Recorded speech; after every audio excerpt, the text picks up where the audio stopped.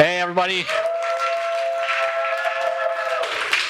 Welcome to LANParty Live, Episode 2. I'm your Game Master, Will Abreu. It's great to have you here. This is the newest Dungeons & Dragons show here in Brooklyn. As far as I can tell, one of the only ones with a live audience. What's going on, live audience? All right, so I'm not up here alone. With me, as always, is my illustrious cast. We're going to start the introductions to my left. Nick. What? You said it the other way last time. I know. Yeah, that was a disaster. Got to keep you on your toes. Hello, I am Nicholas Nieves. Am I just introducing me or Momo? Go ahead and introduce Momo, too. Oh my god, I will be playing the character of Momo, who's a wildfire druid who has a fire fox that no one has found out about yet, standing next to her at all times. And I love you, Will. Love you too, bud. Thanks. Momo, what's your guilty pleasure? Momo's guilty pleasure is to just relax and watch the sunset while there's bugs eating things. That is really, you should feel guilty about that. The guiltiest of pleasures. Moving on. Stella. Hello, I'm Stelluna on Twitter, Stelluna TV on all other social media. Today I'll be playing Less Darkness. My guilty pleasure is that whenever I go to the library, I go through every single book and I undo all of the dog ear marking in the books. Wow. I love that we're just going around and doing this. All right. Indy, it's all you. Okay, hi, I'm Indy Cusack. I play Peggy.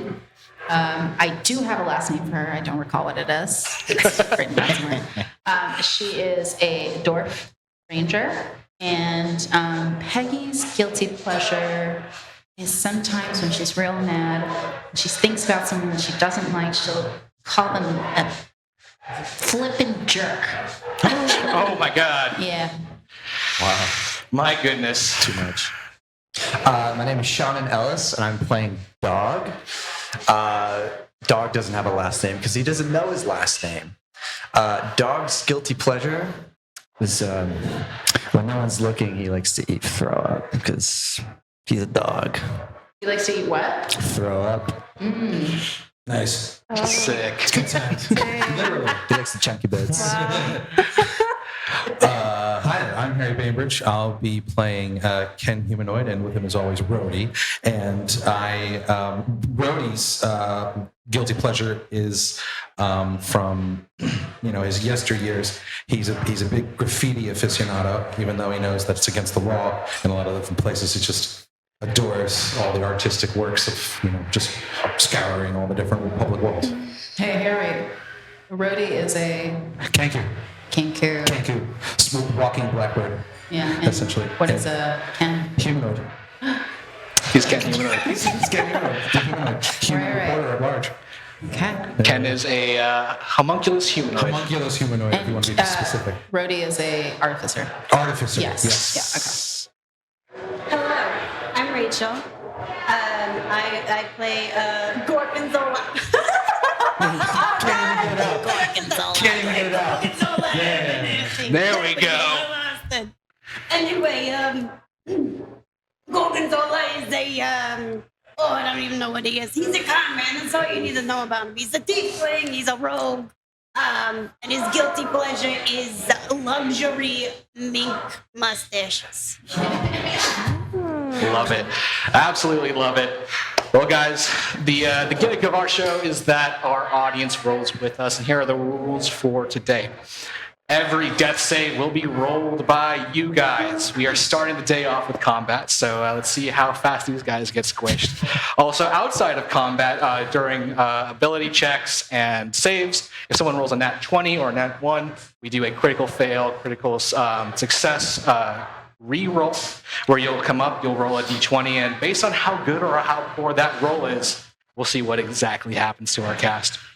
Announcements for today. We have a Discord now. If you want to join our community, click the link below the stream. You can get into our Discord. You can come play video games with us. You can hang out with us, and I don't know, let's get some Baldur's Gate 3 rounds in, huh? Finally, before we kick off the show, friend of the show, Oleg, is going through a liver transplant. So we have a GoFundMe currently going to help him with those medical bills. If you do !donate in the stream, you can find the link to help a fellow D&D nerd out. I think that's it. No, when's the live play? Oh. The tabletop games. Tabletop Tavern. Every other week, we do walk up and play, where you guys can come play with us here at the table, where our cast members DM. That's going to be every other Tuesday. So the second Tuesday of every month is our Tabletop Tavern. The fourth Tuesday of every month is this show that you're watching right here. Let me pull up actually the exact date of our next Tabletop Tavern. It's the first or second Tuesday? The 12th. Yes, You got it. It's September 12th. September 12th. September 12th, 7 p.m. The Eventbrite link is up. It's brookland.com/TT Tavern. And we'll check out the socials as well. We'll link you guys there. So, all that out of the way, thank you for being here at LANParty Live. Last time, in our pilot episode, our crew was just assembled. Half of us on an airship bound for a port town known as Gemhearth that is built inside of the remains of a giant humanoid construct. Everything from the town's tavern, the open palm, literally within the fingers of the hand of the construct, to its effective hospital, the Hall of Healing, being built right up into the rib cage near the heart. This whole town's presence revolves around this construct. Now, you guys were witness to an airship crash. It crashed because a monster tore it to pieces. Its engine room exploded as you guys were beginning to dock. Chasing the need for a healer to help folks in this airship crash, you guys went off the forest to find Ray, the town's cleric. Found him amongst the broken spoke bandits. We found he was with his sick child that he had with the leader of the broken spoke bandits. Recruited him, ran back to town. Now you find yourself in the Hall of Healing. This construct, its mouth open, gape, leaking poisonous red mist. You fought your way through. You found the source. In front of you, the glowing red crystal that acts as the heart of this organization. And we have our monster that crashed the ship, his twin, right in front of him. Shadows separated from their bodies. Peggy, the one that you remember from the ship, looks at you. Its long tongue escapes its mouth, sharpening itself in the stone below. He says, "You should just let us make out."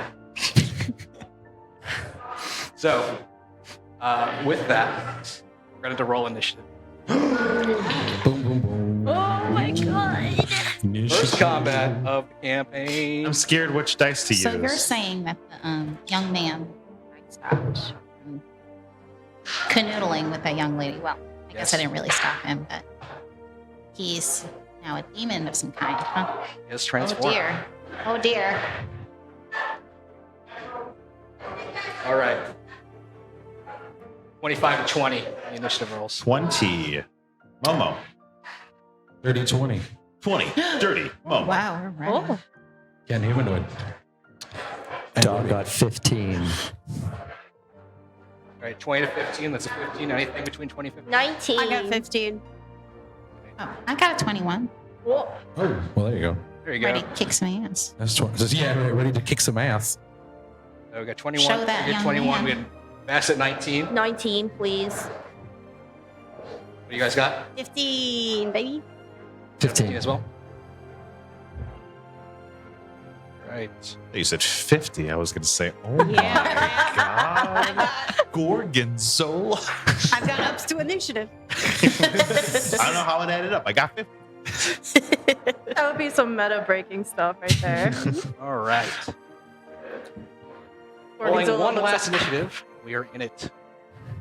All right, folks. Combat mode.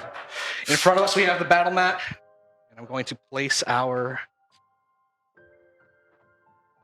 enemies. All right.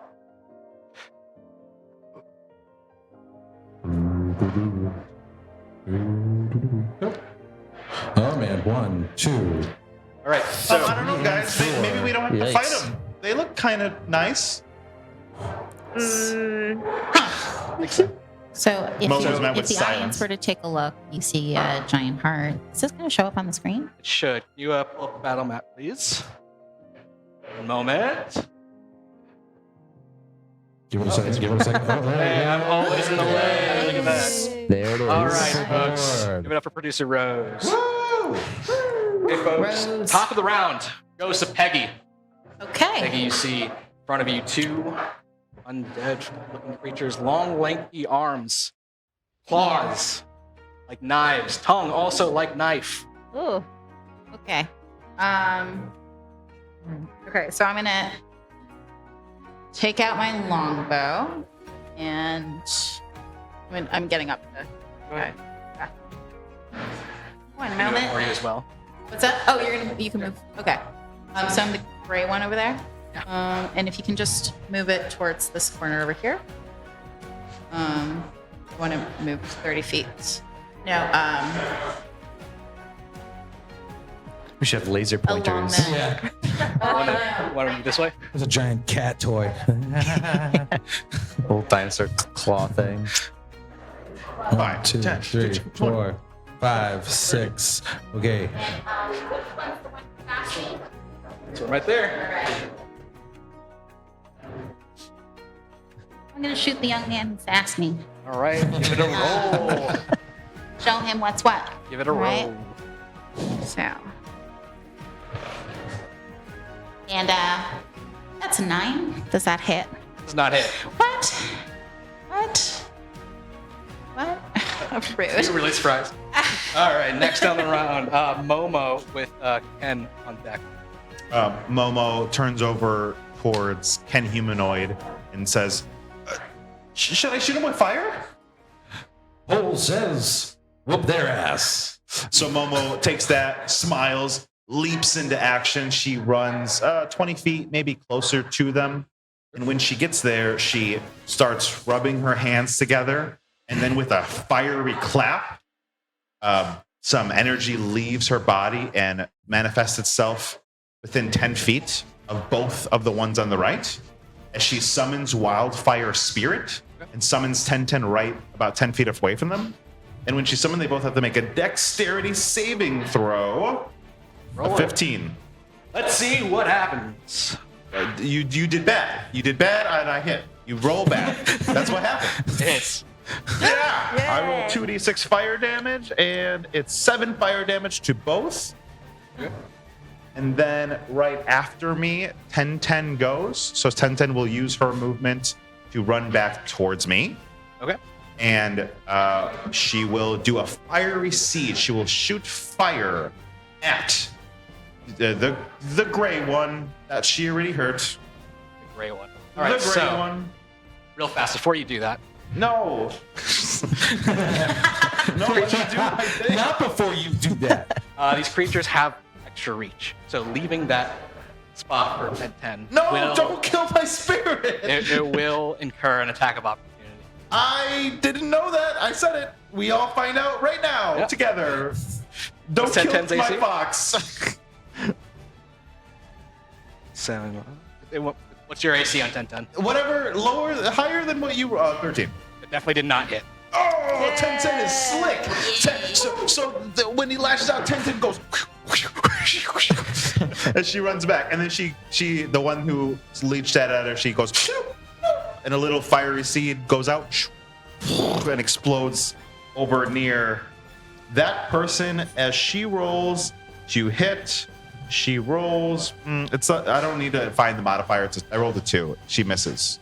All right. Well, with that, fiery turn done. I believe it's my turn. Yes. Hello. Smoldering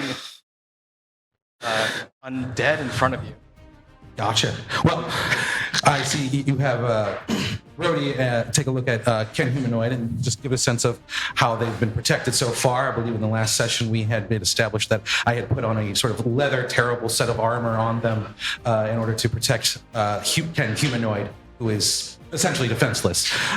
First off, Ken Humanoid will run into the battle. You don't mind. Action.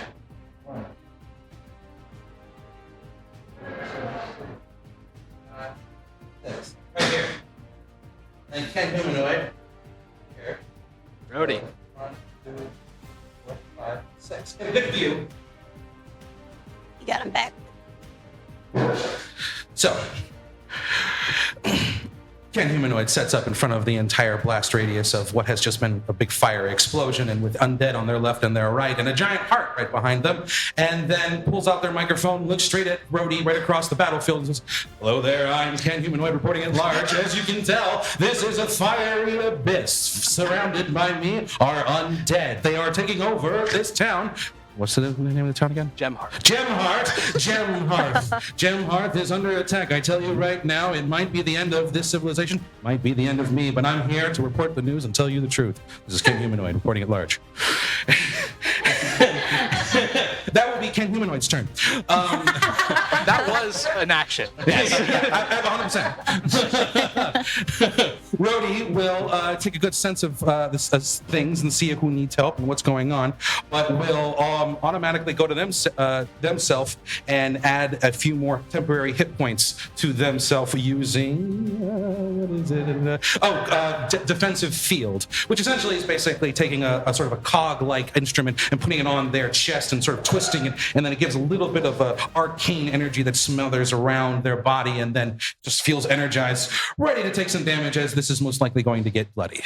And that would be Ken Humanoid and Rhodey at large. And that's their turn. Awesome. How many temporary hit points do you roll? 3. Just 3. All right. Here we go. It is now enemy turn. Ooh. 2 in a row. The first of our enemies runs up. Let's see. Smoldering one. Come up to Ken Humanoid. I have a feeling I'm gonna get hurt. Let's find out. Oh, wait. I can't feel pain. So this is a 2-attack action. First, he goes in. That massive tongue slashes at Ken, and that's a natural 1. So that's just gonna straight up miss. Awesome. Ken Humanoid, at large. I am in the middle of the fire, and I am taking the dog by the teeth. It's like one of those toys where you push the bottom and they like fall up, and you let go and they come back up, and sort of drops almost Neo-like as the tongue goes over him. The So we're just like sitting there, standing, just like this. your enemy takes a swipe at Ken with his claws. No way. Another natural. Ken Humanoid, I am Ken Humanoid. I might be invincible. I'm not sure. This is a test of an ongoing experiment. All right. So on to the other of our shadowy assailants. Uh-oh. Let's see.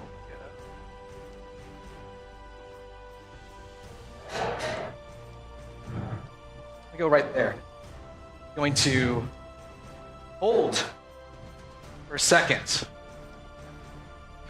Then, out of his mouth, a red mist. He belches. It sounds almost like a dry heat as he emits a 10-foot circle around of just super dense red gas. Now, it seems as though a party favor went wrong. it's now Vess's turn with Dog on deck. Okay. It's Vess's turn with you on deck. Gotcha. All Gotcha. right. I would like to point at the individual that is the leftmost that has not moved yet.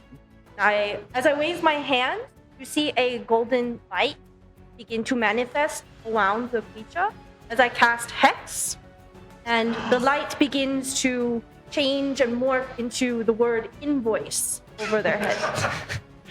And with my action, I would like to cast Eldritch Blast, and you see the equivalent of a very long receipt go from my hand and potentially smash into them. Right. Forgot. It's the power of accounting. Forgot about that. At the very top, it says Harkness Books and Services. I rolled an 18. That hits. It's net now on that invoice. That's some freelance I humor. love it. Okay, so that's gonna be 7 plus. Where's the hex?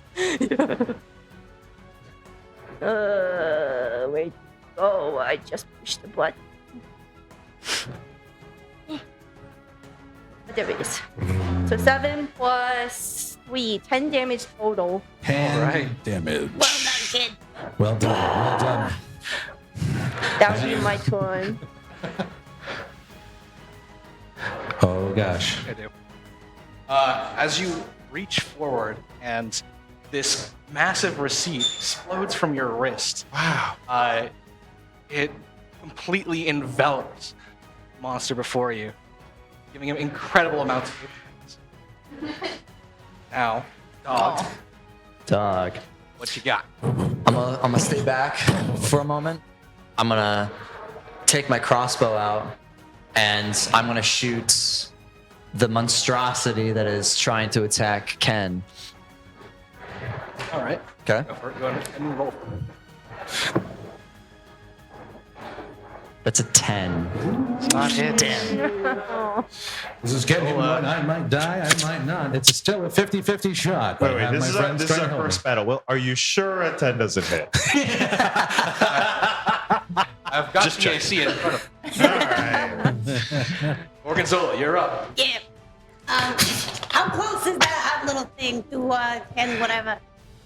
Oh, they're in melee range of 5 feet. Gotcha. Okay, I'm gonna take out my short bow.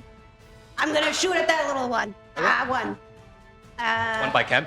Yeah. All right. Oh, God. Oh, that's a 2. That's a 2. That's a 2. That's a 2. What's a low rolling game?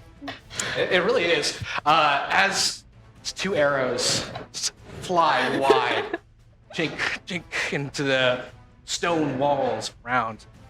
It's now the shadows' turns that have separated the monsters. Also, just realized no mess on this board. So Shadows. Shadows. Ooh, that's another one. Ooh. the shadows. Shadows. 1, 2, 3, 4. There it is.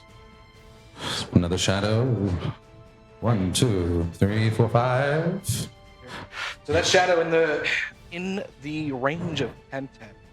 What? Closest. Oh no. All right, so it's going to attempt to strength range 10-10. What? I'm not very strong. That's fine. 13 hit on 10. That just hits. All right. So, going to do.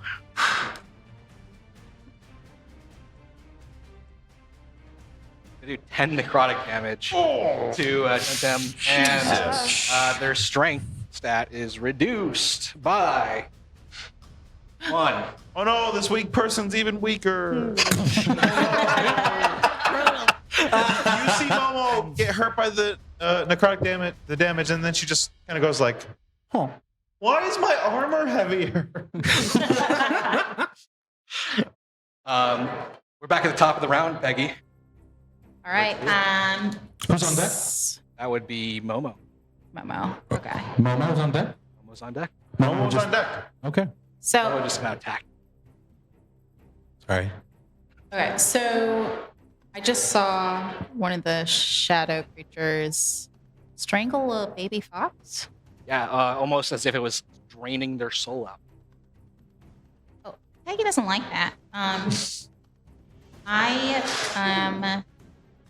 I'm very into animal rights, and just want to make sure that we respect nature. So what I'm going to do is cast Ensnaring Strike on that creature, that baddie, that misbehaving buffoon, and they need to do a strength saving throw. Sure. Okay. Oh, I have to hit him first. Oh. Yes. Okay. Apologies. One moment. And that would be which guy? That would be the blue person next to him. Next. I think that's next to me, but that's fine. No, that would be the other one. Oh, okay. Wait, you did that damage to 1010? Yeah. Holy shit! That's way worse. Right. Unacceptable. You see Momo start to cry. And you hear her say, "My sister!"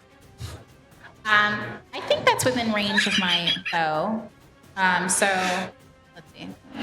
Yeah. So I'm gonna shoot that creature, the one that's trying to look a little fox. I got a natural 20. That hits and crits. It hits and crits, folks. Okay. So we got an audience member, right? Not during combat. That's for ability checks and for, saves. Rude. Okay. Never mind. That's okay. You guys will have death saves for them to roll. What's that? You'll have death saves for them to roll. All right. Okay. Well, that's not comforting at all. Okay. So I'm gonna first roll damage that, and that's 6 total. But then he needs to do a strength saving throw. Also, you crit. Oh yes. So thank you for reminding me, because that's 6 plus 6 plus 2, which is It's 14. 14. All right. And then he's got to do a strength saving throw. What's the spell save DC? That's for me to know. Yes. What did he roll? They rolled a 14. That's disrespectful. Okay. Well, I'll take the critical and take my. All right. So you see some vines appear, and Peggy thinks she's real badass for it, and she is. She hit right in his eyeball.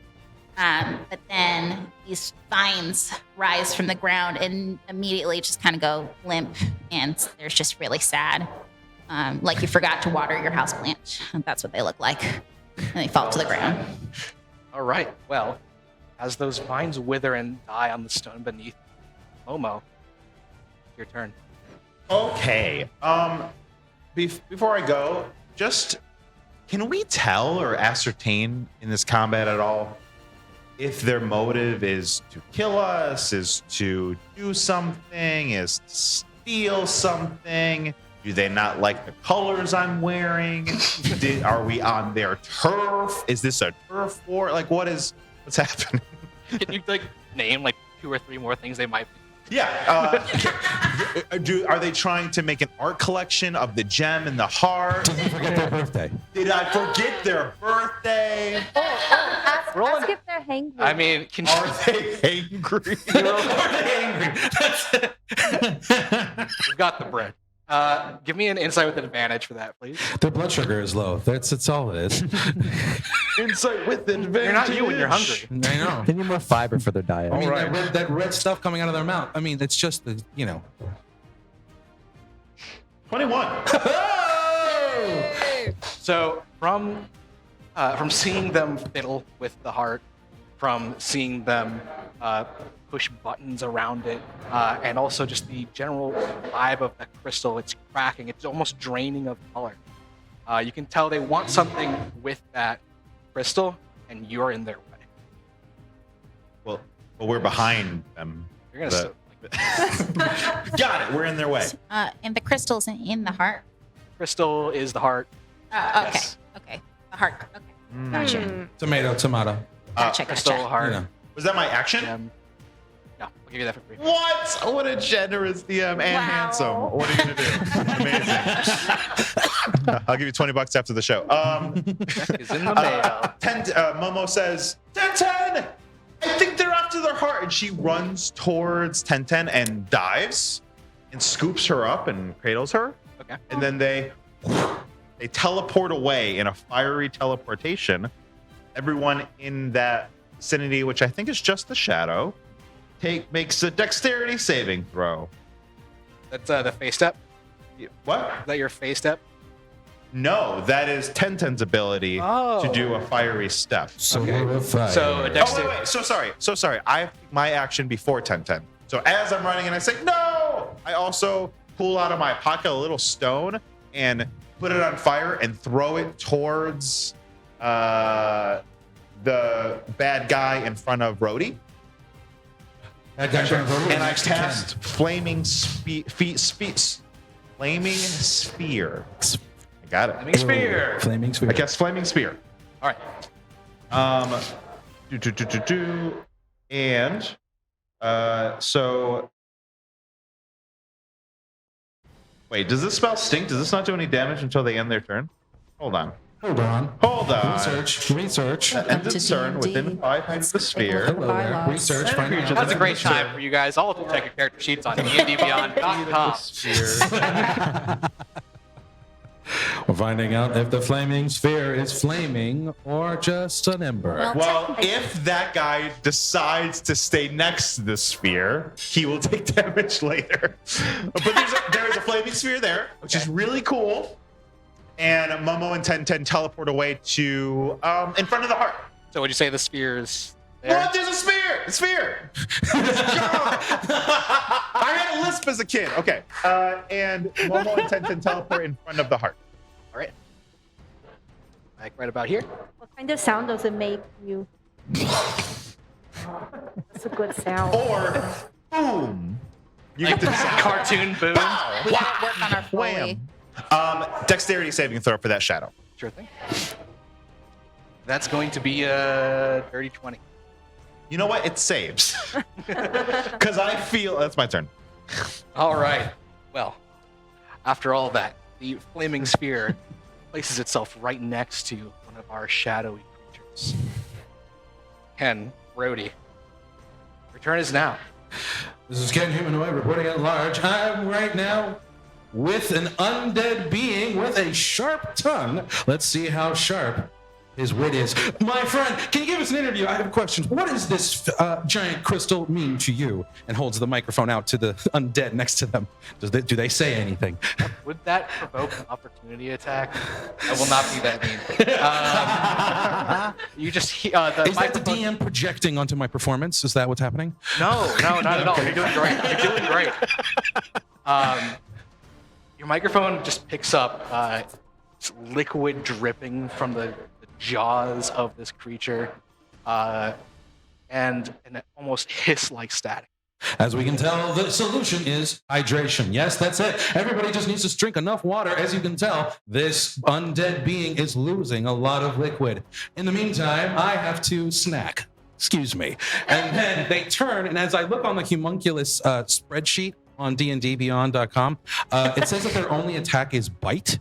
And so it seems as though I'm forced to have to do this. What other option do you have? I have no. That's You bite the thing with the rules. giant mouth and the big tongue. The rules are telling me that Ken Humanoid has to go and now bite this undead person, right? Gorgonzola? Yeah? You're right. Yeah, I'm right. Thank you. All One does what one so must. So that's a +4 to hit. Does he have like a marionette mouth? Kind of like that jaw. Like a nutcracker. Yeah, we'll go with that. Yeah. You know, it's like South Park, Canadian people, where it's just like, just like that. Yeah. So hold on. Let's see what you get. That's a 12. Blame Canada. Actually, that would hit. +4? +4. No, sorry. That is with the +4. Oh, so Sadly not. Blame Canada. for sure. Blame Canada. I'm so sorry. That does not hit. Ken reaches and almost like lunges for the creature in front of him. He's too slow, too fragile. They're both trying to just The bite off. Yeah, it's a bite off. One's missing. It's just the nature of things. Rhodey is going to have at the.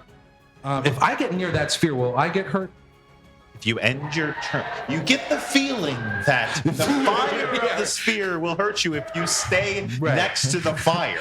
I'm feeling like it's like Ken's like I'm thinking of something called dndbeyond.com. I don't know why it's providing all this information. All right, then Rhodey's gonna run to that one closest to me at this table, to his right. I believe that's within 6 steps. Nope. The one closest to me. That's That's mess. That's okay, cool. And the two over there. He comes for you out. This is Peggy, and that's one of their shadows. Okay, cool. Awesome. Then. Okay, cool. You know what? I'm just going to move him. I'm just gonna move him for now, and we'll see what happens. Hold on. Let's find out what happens. Let's find out.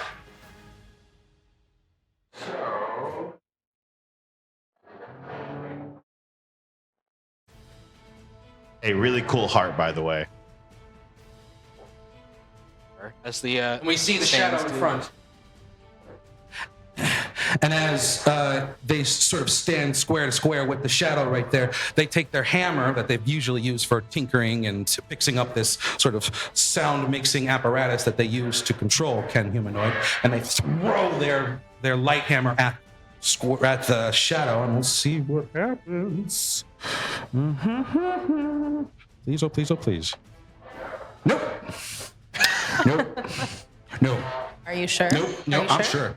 Yeah? Oh, I'm sure. It's a 6 in total. Oh, it's not even. So sadly, that light hammer will be thrown and miss, but it's a returning weapon because I'm an artificer, and so all of a sudden that light hammer goes right back to the hand.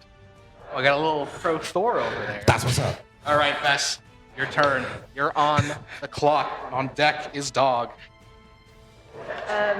Unsurprisingly, as a warlock, I cast Eldritch Blast at the same creature that has the hex on it. This time, it's an even longer if it hits. 19. That'll hit. All Also, right. Dog, I misspoke. It's the enemies first. It's all good. That will be 8 plus 6, which is 14. 14 damage as I send another glowing sweep flying towards the shadow creature. Great job, kid. Right, so There you go. Get that money. Get that money. get that money. Give it to me. And then I would like to move behind Dog. Sure. I would So, like to use Dog as a meat shield. Dog shield. He's fine with that. Dog shield. As you Eldritch Blast with your receipts, this creature goes over the fire and engulfs the creature in just a short-lived flame. It singes its skin, but it is not looking good. Creature is bloodied. I'm gonna move you now, and I will also make some turns. That works. Okay, cool. So, the first of our shadowy brothers over here will retreat just a little bit. There. And the second is going to make an attack on Ken. Ken Humanoid, human at large, I am in a bite off. It's so far 0-0. We'll see what happens next. At this point, it's a matter of pride. It's like hungry hippos. Very aggressive. Yes, it's all machismo. It's a 10. That does not hit. All right. That tongue strikes right past Ken and just completely misses, and it goes in for the claws. That is actually going to be a 23 to hit. 23 to hit? Yes. Oh god, this is Ken Humanoid. It looks like my end has come. All right, it's going to be 7 slashing damage to Ken. Oh, that's pretty bad. That's pretty bad. We'll see. Did we set his HP? I forgot. Let's keep it at 10 for him. That's what I thought. Yeah. That's what I thought. Yep. It looks as though I'm coming apart at the seams. We'll see what happens next on Ken Humanoid and Rhodey at Large. Have a good day. So Ken's normal, perfect hair and composure for was ostensibly the body of a dead news reporter Yeah. brought to life by Kenku magic is actually disheveled now. Its hair is out of place. His lapel pin sliding off somehow of his jacket. Dog, your go. I see what's going on with Ken, and I swing the crossbow over my back, and I'm going to get on all fours, and I'm going to run. I'm going to go pounce on him. All right. With 40, because I have a plus 10 to my walking speed, running. How many blocks is that? 8?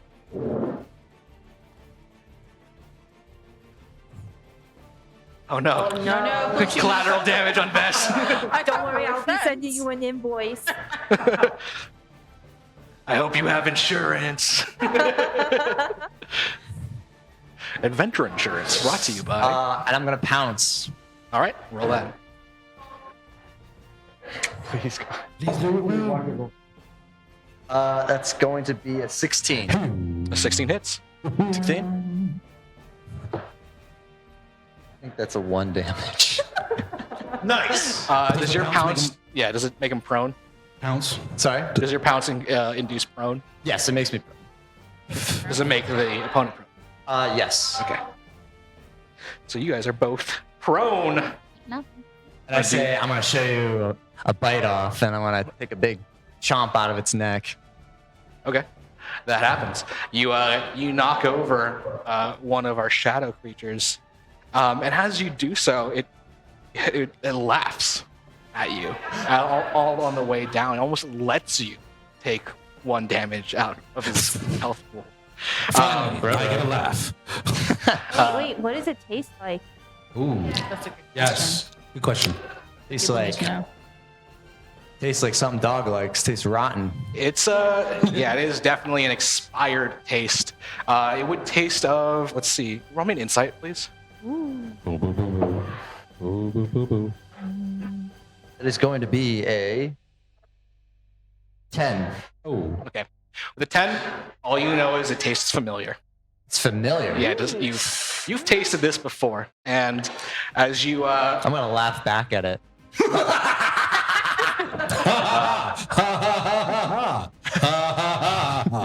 You can't laugh at me because I'm laughing with you. Dog doesn't understand. He's laughing too. Why are we yelling? So as that happens,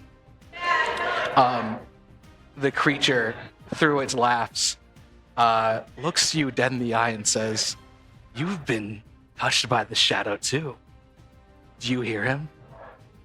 Do I hear him? Do you hear the voice behind the sun?" Dog is taken back by that. Because it's odd. Will they give an interview? Yeah, well, you are in range. No, they will not. Oh man, gotta No work comment. those contacts. I understand. Throws me Gorgonzola. off my beat a little bit when he says All it. right, I'm gonna walk over a little closer. Yes, I'm gonna go make them prone. Walk over a little closer. Walk with me, Gorgonzola. Walk over. Okay, we're walking together. Get over there. You're prone. He's prone. We're all prone. We're all It's like that Boulder Skate. You're prone, we're prone, we're all prone for all prone. Yes, for those at home, that means half your movement to get up. Moving over. 1. Gorgonzola's being very delicate with their mini right now. If you want to stand in Figuring front of out me, what to you can do that. Yes. Oh, I thought you were an enemy. So, yeah. See, when they're not paying it, things get confusing. Where's the enemy then? Enemy? Enemy. Yes. Correct. Yes. Correct. Friends. Me, friend. That's his friend, I'm not just paying The you blue ones are the wedding shadows, money. correct? Yes. Yes. And I'm gonna.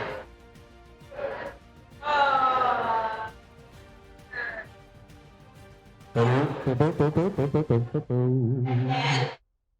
go back. Gorgonzola's coming back to the chair. Returning to the mic is Gorgonzola, who has just moved laterally across the board. Yeah. Yeah. That messed up my whole plan. All right. Well, I was gonna do something cool, but I guess now I'll just take out my short sword. Nope. Short bow. I'm gonna shoot at that guy over there.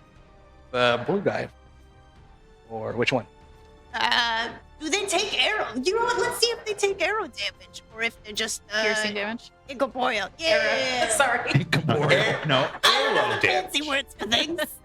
You think I know how to It's read? okay. I don't know how to do math, so. Brody turns back to you and goes, incorporeal. Incompatible. All right, I'm gonna take out the short boy. Go ahead and roll to attack. And Oh! Net Is it- 20. Beautiful. Beautiful. Roll damage and double the dice. all right. So 1d6 plus 3. 5.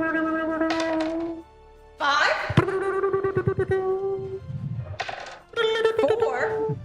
So that would be 12. 12 damage. Double the dice, then you add. Nice. 12 damage.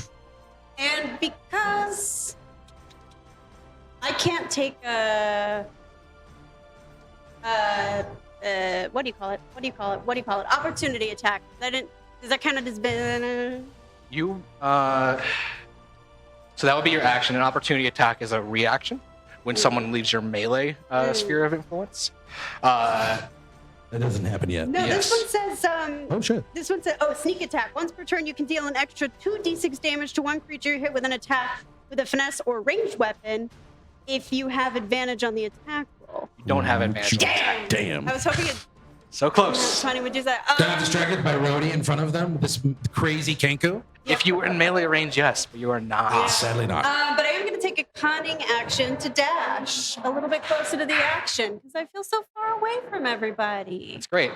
Let me just quickly, before you dash, you pull out your arrow, you pull out your short bow, notch the arrow, and let it fly. You don't even look to where it's going. And yet it finds its mark. As the arrow zooms through the shadow, it is incorporeal. The shadow itself dissipates completely. Shadow is dead. Yeah! And you can make your dash The still. shadow took arrow damage. Arrow damage. Shadow took arrow damage. Amazing! I killed something. You did oh it. my god, guys! I killed Guys, I think we need arrows to kill the shadows. Focus on it. No. You gotta earn those high fives. Damn it. We're saving the high fives for They the got a audience. dash. Right on. All right. Beautiful. Yeah. This brings us to the remaining shadow's turn. It's going to attack Peggy. I'll move it in a second. It's going to go straight up to Peggy and roll to drain her strength. Oh no. Yes. Me? Yes. Yes, you. Couldn't be. There's a 15 hit. Yeah. Yes. All right. Cool. So you are going to take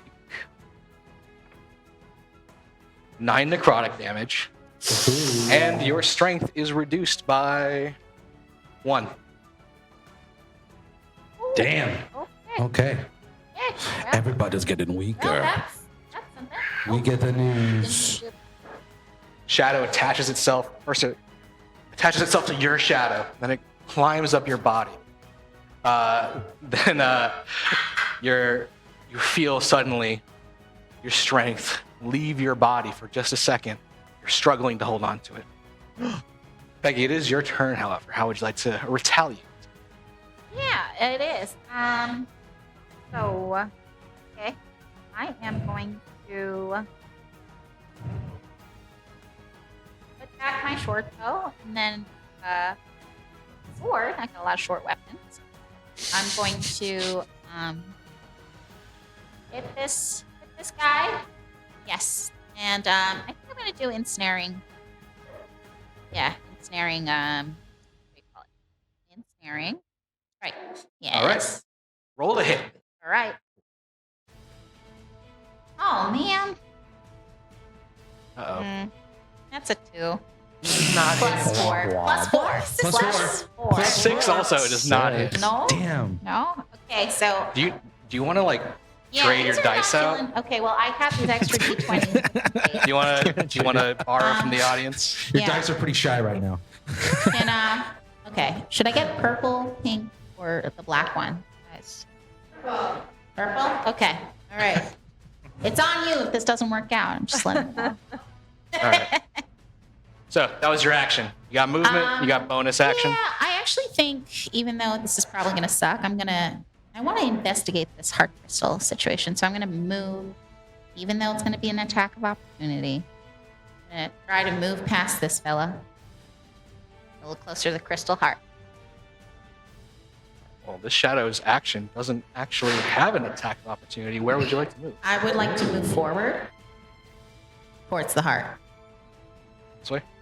Yeah, and use all my motion, which is actually 20, not 30. So, yep. So that's. All right, Peggy, that is your turn. Momo, you're up. 2 questions. Yes. As I love them so much. The red mist that got dissipated, dispersed, distributed, dist in this area. Is it doing anything? It yet? remains within 10 feet of the creature that summoned it. Cool. And does it seem like throughout the duration of this fight, the heart is like dwindling in power? Does it seem like it's about to explode? Does it seem like it wants me to take it out on a hot day? Like, what's going on with the heart? So you look Heart over at the checking. heart. It's very pale. It's almost translucent now. It wasn't before. It was not. It was I wonder if, when you entered, it was a bright red. wonder if I should set it on fire. Probably not. Okay. I am going to take my flaming spear. Oh, I said it right. And I'm going to make it roll all the way to the enemy closest to me, not the one on the floor, the other one, and ram into him to hit him. Hit him with a ramming spear. Ramming speed. Yes. All right. Does the They sphere have a? make a dexterity saving throw.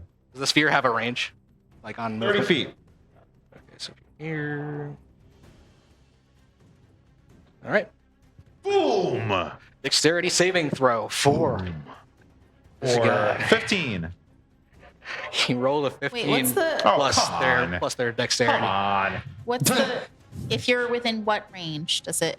Just right next to it. Oh, okay. Just right next to it. Kind of close by. Just right next to it. Well, in that case, Momo sees that happen and she's mad about it. So she. Oh, shoot. I didn't take an offensive cantrip. Never mind. Wait, no, that was just a bonus check. That wasn't a spell. I put my hands up in the air and you see them go on fire and I push forward and I cast Burning Hands on All right. that same fellow. Another dexterity saving throw, please. Roll worse. And Humanoid goes, it's getting a little hot in here, and it's just me. Natural 20. If you want me to leave, well, I'll go. Does half damage, right? Does half damage? Oh, yeah, you're right. Oh, wait, does the Flaming Sphere do half damage? You tell me. I don't know. Let's see. That creature must make the saving throw again. No. Man, this Flaming Sphere sucks. All right. Let's do Burning Hands. That is for a 13. So 6. 6 fire damage. All right. What does that look like? As she puts her hands up in the air and fire erupts from it in a cone towards that creature because she's pissed. I don't know. How do you dodge it? Tell me how you dodge it. Straight in you. No. Okay. Honestly, one does not have to dodge. Maybe it just takes it to the face and is unfazed by the fire you put out. Whatever. And then 1010 is going to go and investigate the heart. All right. Roll that investigation. Okay. What is a fey creature's investigation? It's +1. Amazing. 9. On a What 9, does 1010 know? on a 9 investigation, 1010 sees the wires connected to it. Oh, there's wires. Oh. Yes, there's wires, there's tubing. This thing is integral to the system of the construct around it. She kind of paws at it like she wants to help, but she can't. That's my turn. If only she had a higher intelligence for the investigation. All right, so that was Momo. Ken and Rhodey are next, and then Vess. Well, this is Ken Humanoid. Below me is a fight unimaginable between a werewolf dog and a, well, to be determined being. And I have to say, it's not looking good for the being, but I must do my part. Excuse me. And then they sort of bend over and they try and like get a sense and go for one more bite. Nope, I don't think so. I don't think so. That's an 11. 11 does not hit. Oh man, not getting their calories in today. This is the worst game of Hungry Hippos you've ever played. I know. No one's winning. No one's winning at all. Cool. That would be Rhodey's. Well, a question. Remind me, if an enemy is prone, do they get an opportunity attack if the enemy is leaving away from their radius? I'll say no for this. Beautiful. Rhodey's going to move over to try and interview another individual. You can move, actually, Rhodey next to the other monster, right by the fireball. Or sorry, that'd be Ken. Sorry, Ken next to that one. Yes. First, Ken goes over. Excuse me, sir, ma'am, person. Can you tell me what does this crystal mean to you? Can you give me an insert? Hold the microphone up. It whips its head to you. Is everything? Go on. No. Understood. Sometimes the simplest answer is the best answer. This is Ken Humanoid. Rhodey goes and says, Rhodey's sort of just like twisting and turning the knobs on the thing, and then finally it's just like, all right, let's get to work. And then runs over to the one prone already right now, and as they do, they pull their glove a little bit, and they stretch it out, and it sort of ignites and it envelops their hand in total, and then becomes a sort of it's an enhanced glove with some tech that has been sort of just built over the middle of the fingers. It's the Power Glove from the Super Nintendo. Kind of. Oh my god, yeah, I love that. That's great. It's that. And they come out and they go and they try and with their gauntlet of thunder roll down some damage, but we'll see if it hits, everybody. 23. 23 hits. Oh my god! And that does 1d8 plus, I believe, plus 4 thunder damage. Oh my god. I'm so excited. It's such damage. Oh my god. That's 8. 8 plus 3. 11 thunder damage. All right, man. And is that crit, actually? Because they're no, prone? only, well, yes, actually. Yeah? That's if they're incapacitated, I think, right? Yes, that's correct. Thank you. Thank you, Good catch. Assistant TM. Appreciate it. Yeah, so as you go in for the ground and pound on this creature, you charge up your glove. You're not that big. You can very easily get on top of this creature, and you just start punching into its mouth over and over and over again. On one of your punches, the tongue comes loose, and you're still going. This thing is dead. Nearly fried, but you're still going. I go, you taste that? Rhodey goes, I'm gonna move Rhodey, and it is it's Bess's turn on that. Thank you. All right. I would like to move directly towards the heart. Okay. My movement is 30 feet. All right. Yes. 6. Could I, with my infinite knowledge from reading many, many books, determine anything of interest in the heart? I'll let you roll insight or investigation on that. We will do insight. I click the button. It's only a 7. All right. With a 7, and because the heart is so opaque now, this heart is so translucent now, you sense a presence inside of it, a living presence. Guys, I think there's something in the heart. Would that use up my action? I'll let that be your bonus action. Okay, great. I would like to cast Eldritch Blast, please. All right. Where is this one going? It's gonna go to the same shadow that I've been beating on. Oh, real fast. I did miss something. Because Ken has ended his turn within melee range of that one enemy that has the red cloud around it, he will take damage. Oh no. Takes 4 damage. 4 damage? 4 points. Oh my god, that's over 10. It's over 10. So Ken is down. Ken is down. Oh no, people. Ken is down. When we get to the top of the next turn, someone's going to roll his death save. No. Oh gosh. But, Vess, As I cast Eldritch Blast, it hits with a 24. definitely it's.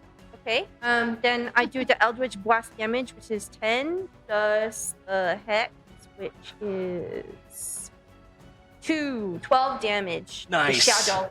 Ah, Dang. Shadow. huh? Shadow. Shadow. Can't quite see or make out through this this red mist around this creature, but your attack strikes true. You hear it scream in pain as you give it another set of paper cuts. Moving on, it is that guest's turn. Sorry, not guest, the creature's turn. It is the creature's turn. Yes. So the creature, The creature. now covered in cuts, after downing Ken, is going to actually make it over to the heart. It's going to take its action to attack the heart itself. Oh. 10 tons in front of the heart. She went over there to investigate. I don't know if that matters. Not yet, it doesn't. All right, cool. Fair. Just check. Fair. Okay. Just check. Okay. Chill. Six. Yeah. Nice. So, both of its attacks hit the heart for... Whatever's coming out of that heart is going to be really good or real bad. The heart cracks. But it cracks in a very weird way. A slab-like shape in the exact front of the crystal begins to move up. The crystal itself is pulled off of its fittings, and it's crashing down to the panels below. As this happens, a person and a small cube roll out of its Person and a Sorry, small a person. cube. What? A small person cube. and a small cube roll In out. a small. Or and a small. And. So- You guys. How'd they get in the cube? The world will never know. There we go. Oh, wow. All right, that's that's that guy's turn. Moving on. Dog. What does the person look like? It is a feminine humanoid-looking creature. It's got some sort of skin-tight suit on and a helmet. Skin tight. Skin-tight suit and a helmet. Like a Okay. wetsuit? Is this like a diver? Like what? Like a It's I'm thinking like Mystique. no, it's more like a flight suit. Is she hot? Thank you. That's You can roll with disadvantage because you can't see through the helmet. Audience roll through the. Audience roll. audience out there. Yeah. All right. our first audience roll. Audience roll. Audience roll. Second roll for hotness. Roll to see how hot Who this character wants to is. do the audience roll? We're gonna Raise pick. your hand. For this very important. Go for it. Oh, we got it. Yes. You get the next one. All right. You're gonna- so Next this is- one. This. You're this gonna is roll very two important. d20s. You're gonna roll it in the felt. You're gonna take the lowest one and just talk right into the mic and tell us what you got. I rolled 2 3s. Two threes.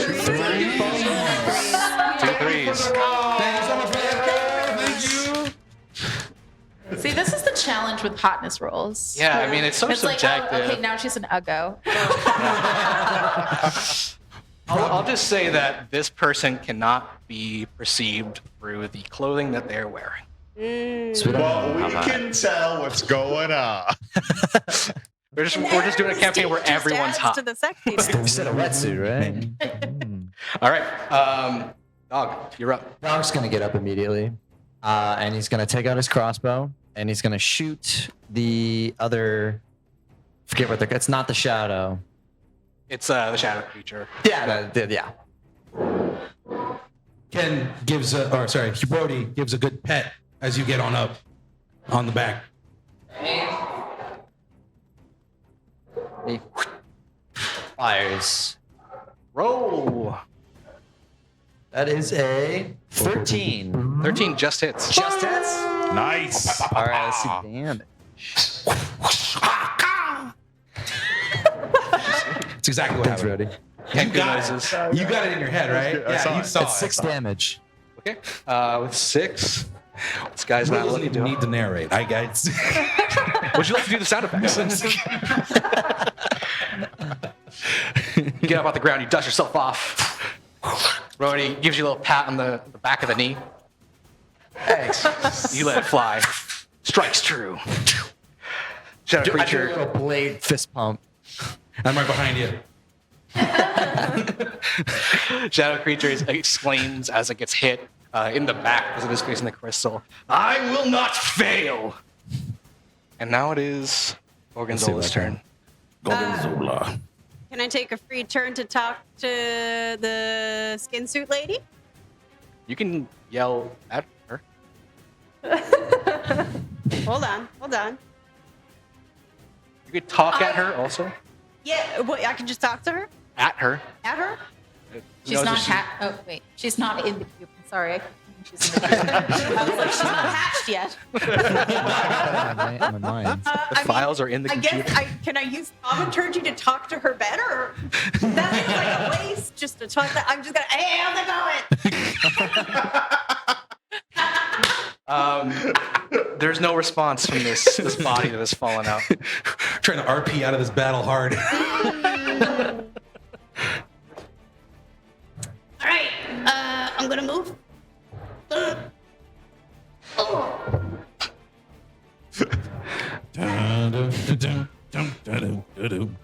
Strained Gorgonzola noises. My favorite thing is you're on all 4 cameras, right? Welcome. Good job, Gorgonzola. Good job. And stick the landing.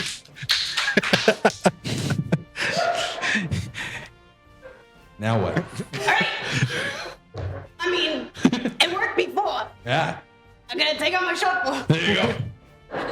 I'm gonna shoot the guy who's been the shadow guy. Yeah, right. The Not shadow the guy- one or the other one by the Oh, no, crest? the other one. The other Yeah, one. that Got one. it. Yes. Oh, that's it. That was super clear. Have you ever talked to someone like Gorgonzola? They're never clear. Fair. You know, that guy big over there. Yeah. Yeah, it's The more one hand with the time with the gestures. stuff. It's more hand gestures than it is an actual articulation. That's 80 feet. That's 80 feet. Yeah, we're good. Yeah, no, you're fine. You're fine. Yeah. Oh. Plus. Nine. Plus. Plus. Oh my god, a plus. Go to your attacks. Go to your attacks. Go to the weapons. The one, the list, Oh my the list, God. that one. That one. DNDBeyond.com. Oh my god. +5. Plus Yeah, 5. That's 14. 14 hits. Yeah, thank you. Oh my god. Rhodey's just having a full-out conversation with you. Yeah, the short bow. The short bow. I know a lot about D&D. I'm an expert. Damage. Pop. So that's a total of 4. So I'm clearly not a bow savant. Yeah, this is damage of 4. And then I'm going to take my bonus action and get a little closer to the heart. So, this again. Sorry.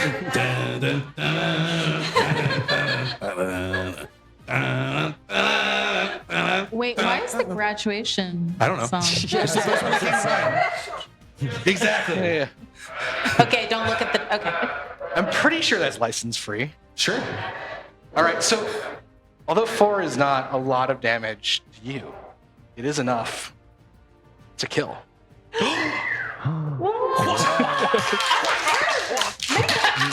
You are a savant. You are a bow The savant. wide-eyed wonder. I'm a murderer. It's just really powerful. I'm just so good at killing people. Oh my god.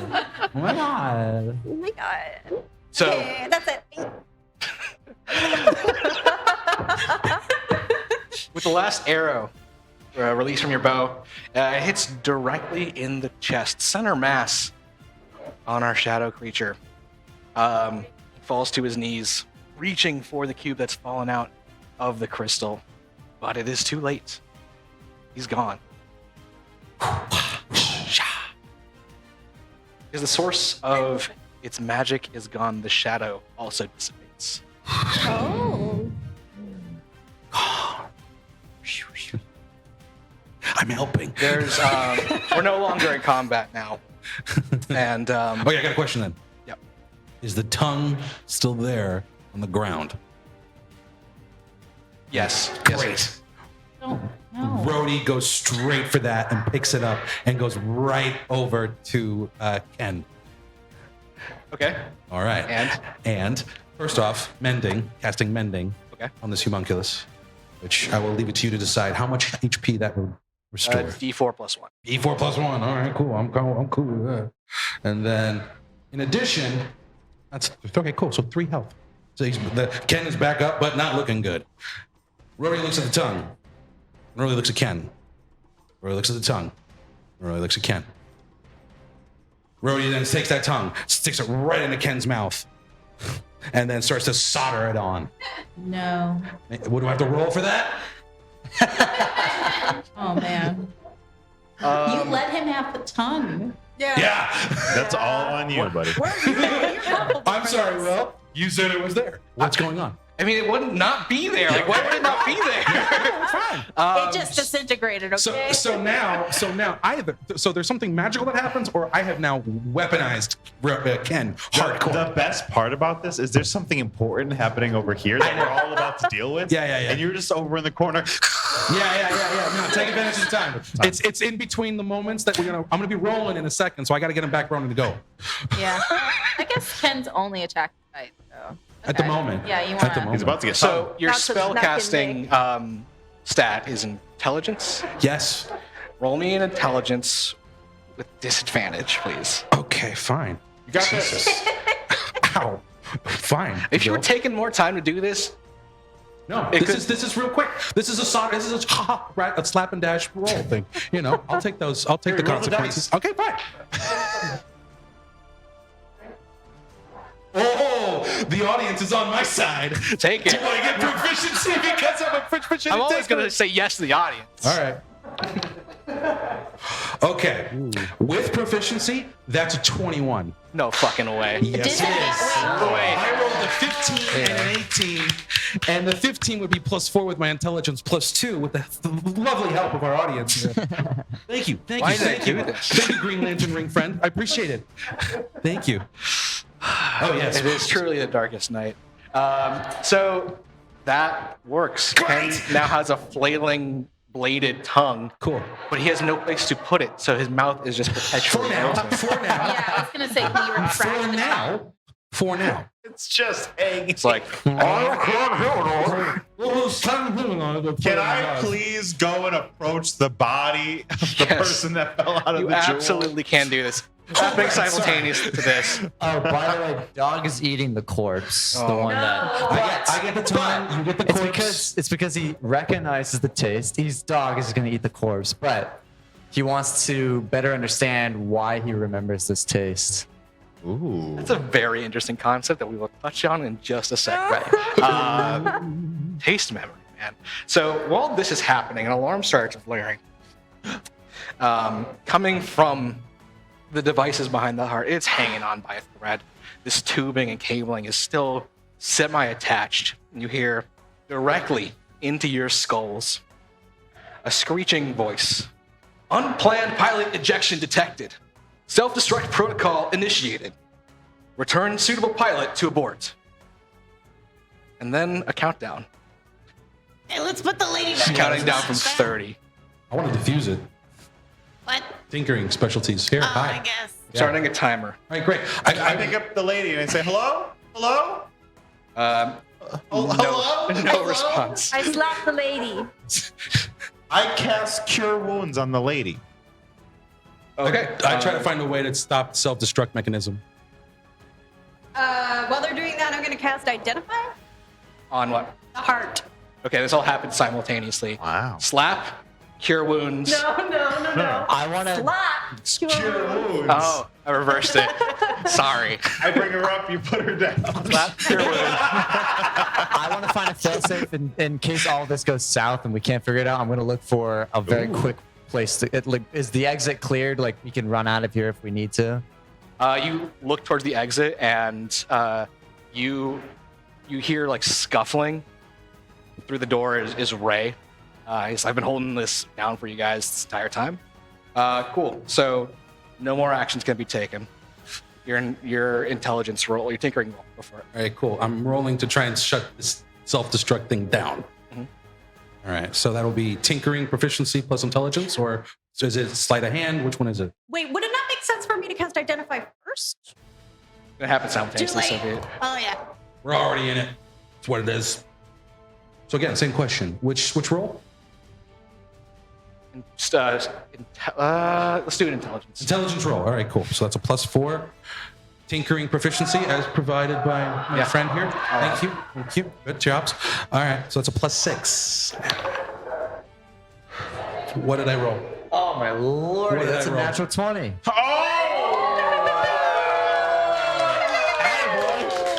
All right, audience. Pick your interlocutor who will tell us how good that nat 20 is going to be. Fantastic. Well, I jump on inside. What does it look like inside the crystal? It looks like a pure crystal clear, almost a throne for an average-sized human. Gotcha. Well, the same sort of soldering tool I was using to attach this tongue onto Ken's tongue, I take back out and I start to solder into the nearest sort of main console that I can find inside and try to pull on out and find, what is it, wires? Is it other crystal? Is it, what is it? Would you describe? It's just all solid crystal. But what I meant by pick your interlocutor was pick an audience member because you rolled a natural 20. Yes! Yeah. Well, I think I have a favorite here.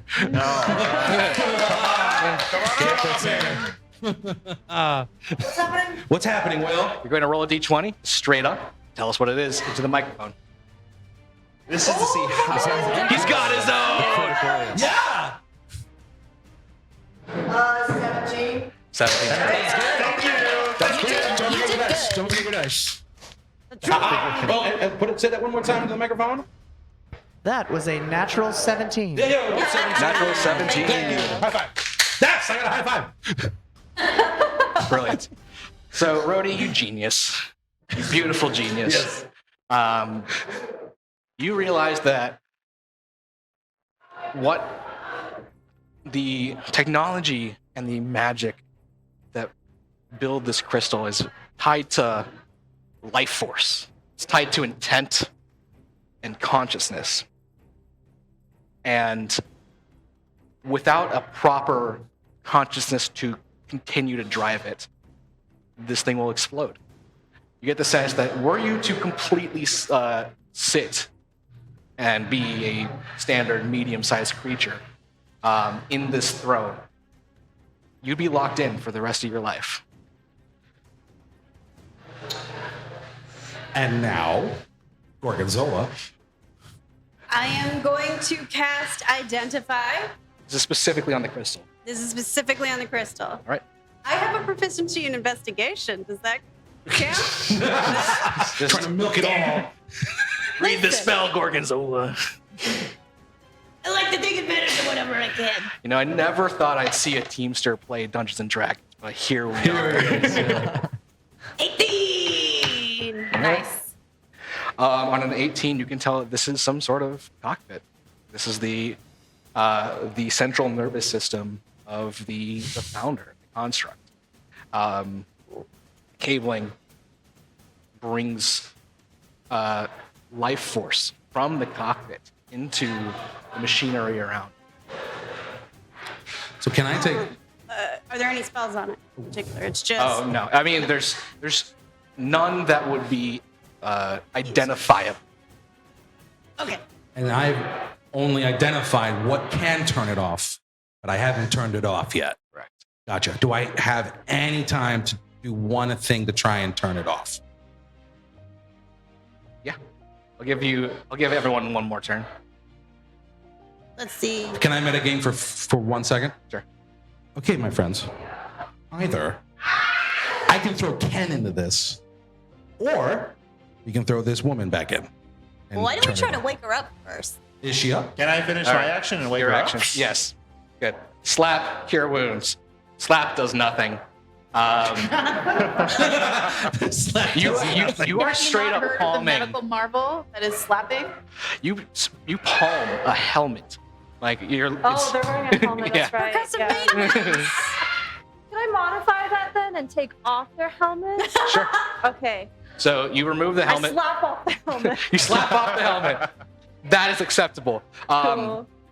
off flies the helmet, and beneath it is this creature is almost like fawn-like, doe-eyed, large-eyed humanoid with long brown hair. This person is a Sidian. This is a ancient enemy of the empire that you are currently in. Ooh. Cure wounds. Max damage. That is a 13. Health back. I'll allow this. A gasp of air is heard as her lungs fill for the first time in who knows how many years. She's breathing, hacking, coughing, but I don't think she is intelligible to you. She's not speaking a language that you understand. You don't know what languages I speak. Presumptuous. Oh, languages do you speak? I can do I don't know. Let's find here. out. I cast comprehend languages. I can speak primordial, Not primordial. Elvish. Comprehend Druid. languages would do. Oh, that would do it. Yeah. For the duration, you understand the literal meaning of any spoken language you hear. You can also understand any written language you see, but you must be touching the surface. Oh, just you. What do they say? Yeah. So they look into your eyes, and the meaning through this gibberish that you're listening to is,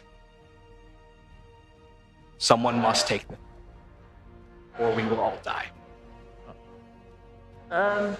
This person saying that someone must take the throne or we are going to all die. I rush to. Do both of the bodies that we killed look really, really destroyed, or is one of them not that bad? One's super fucked up. Well, not that one. The other one is just riddled with arrows. I go try to cast Cure Wounds on them. All right. Give me your cure wounds roll. 10. Wait, I'm so sorry. Before that happens, what did she say? I just told you what she said. Okay, and then I go cast wounds. Cure Wounds on them. I was just making sure I wasn't cheating. All right. This is very interesting. So, I might need help to wrangle this thing in. yeah. You want me to slap them? Yes, slap him. Oh, wait, before we go on to the outcome of this, the final action for everyone before.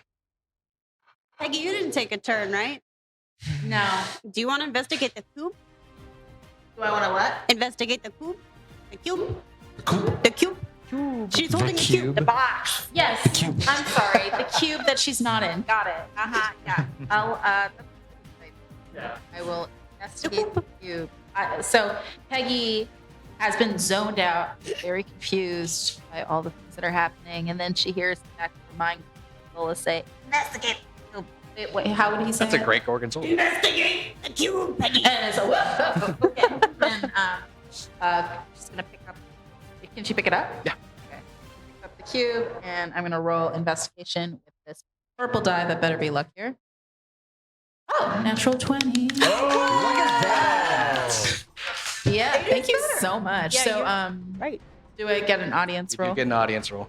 Would you do Who's the your honors? next audience roll? Yes, you pick my lucky dice. Coming on up. You want to use your dice? You have plenty of dice up top Yeah, too. let's pick a chonky dice over here. Any D20. Like a There you go. Yeah. Chunky you have enough. a good judge of dice character. 17 again. 17 it is. That's Thank you. 17. On All the right. edge of 17. So this cube, it holds some sort of data, some sort of knowledge. You don't quite know exactly what, but it seems to fit into something, as there are fittings on every face of the cube. With a natural 20. That's as good as it That's gets. Okay. Well, We know where it goes, where it's supposed to be. We don't see in my investigation of the cockpit where it was. so yeah, I go. Hey, Rhodey, do you see anything that could fit a cube? Did I with my natural 20 from before, not in investigating the whole I space? did not see. No. Rhodey just literally just goes plain common. No. Oh, you talk. Okay, cool. So, and I'm just like trying to, I don't know. I think I'm going to join them and just like try to be like, do you know what this does? Would I be able to read it if I put my hands on it? Or my comprehend languages spell? I'm thinking you're running out of time. Listen, you made the suggestion already of throwing Ken Humanman into the thing. I think maybe we should do that. Just put Shinji in the robot, because if we do the bad guy in the robot, and then he controls the robot and he's a bad guy. But if I have Ken Humanoid in it, then I control Ken Humanoid, and then I control everything else. That sounds like a wonderful rationale. But I've already healed the bad guy. Oh, okay. Yes. I'm really good at killing things. I can kill him again. Do we have any idea how big this explosion's going to be? You have no idea. Because I'm thinking we should just get the Yeah, heck out of I want to Dodge. do that too. I want to get Because- that body that we've just sort of slightly healed, and with I would love to do a strength saving throw to be able to throw them into the cockpit. All right. Oh, okay. Not Ken Humanoid. Not Ken Humanoid. If we've already had another individual that we brought up, Okay. it's up to. Hey, I'm Listen, metagame away right I now. can't decide Hey, what to we get. want to throw Ken. I'm just like, why I'm put the fine. baddie in a cockpit? That's what I said. How much Put the time do we baddie have in a left? cockpit. Yeah, I'm gonna count to 20 in my head. Okay, cool. By the end of that. Okay, who This votes is Ken? our Raise their hand. Who votes Ken? Ken. Oh my God, that's Ken. Okay. Throwing Ken. Here we go. We throw Ken. Get Ken up. Ken stands up. Ken goes. It looks like this is goodbye, friends. I see you in the wild blue yonder. And then I walk them into the cockpit and I put them down. And Brody has a little tear go on their eye. And he goes, We got plane tickets. Okay. Yeah. So, who's holding the cube right now?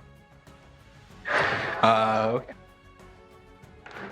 Teeniest You, do a dexterity saving throw for me. Aw, man. Sorry, Peggy. Oh, actually, my dexterity's okay. Oh, I'm excited. Oh, I got a natural one, though. Wow. the wrong time. This hot and cold dice. Since you just got a nat 20, I'm going to give you a choice. Would you rather have an audience roll, or would you rather have me roll? Oh, audience roll. Okay. I don't want the DM. How about person in the red shirt? You wanna Red roll? shirt, get on up. Thank you, Red shirt. What's your name? What's that? Okay, Kartik. So, Peggy, That is a I'm sick shirt. counting on you to make sure that I don't die. All right? So Yeah, roll it's on good. you that they don't die. Roll good. Pressure. Yeah. No pressure. No pressure. Just do it good. Roll that dice.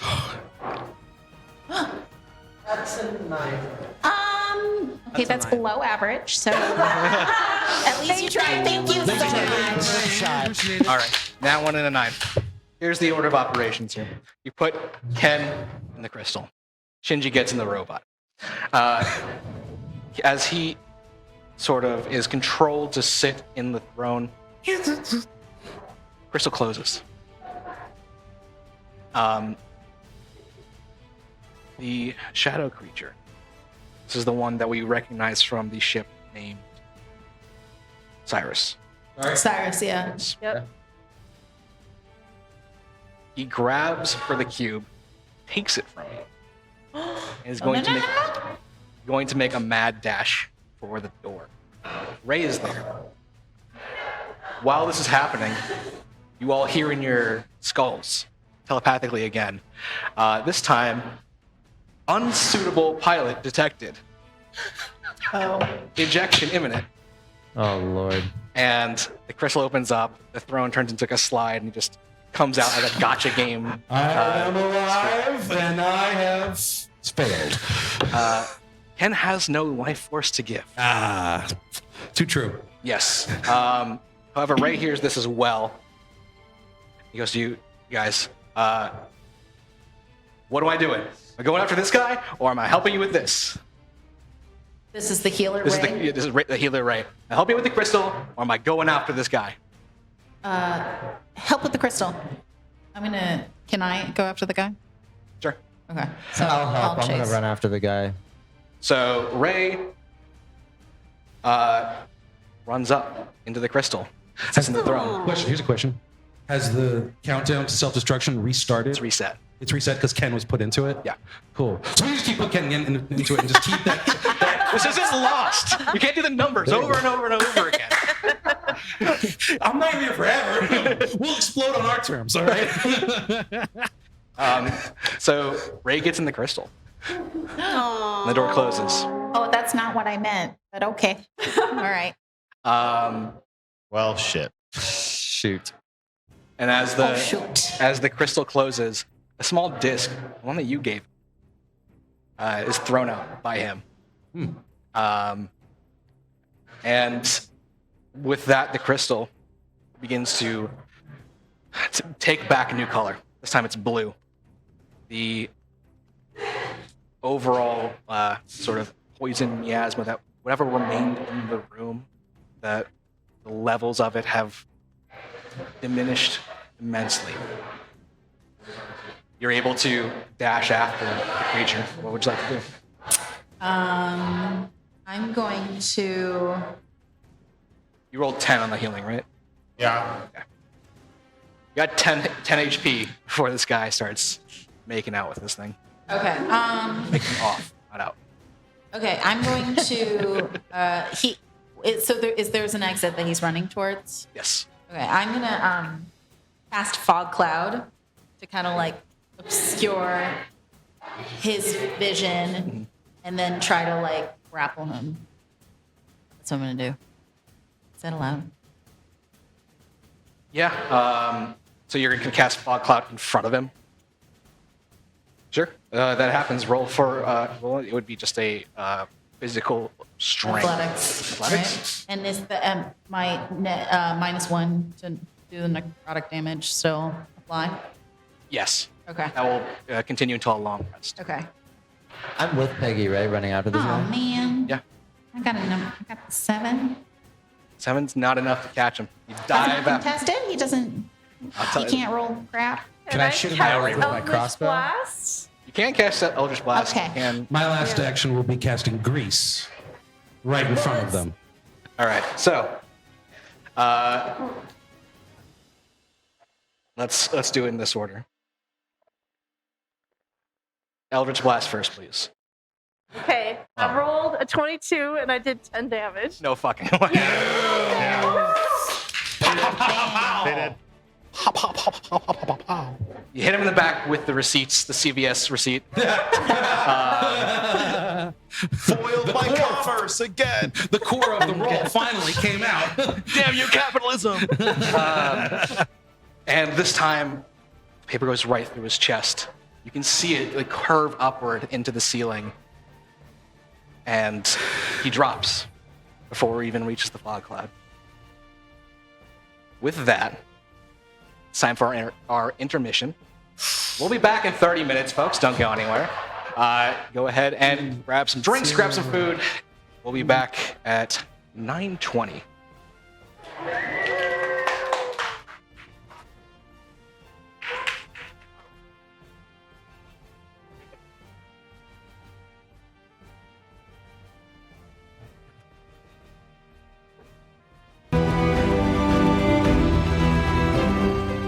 We're back! Woo! Welcome back, everybody, to LANParty Live here in Brooklyn, in the heart of Brooklyn. We are back after our intermission. Just to quickly recap the notes on the day. Hit the Discord button on the stream. Join our Discord. Join our community so you can be notified of these events, our tabletop tavern nights, as well as any video games we might play with our community.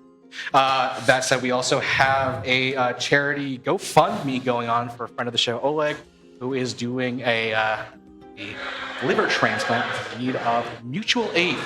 So, exclamation point donate in the chat for that.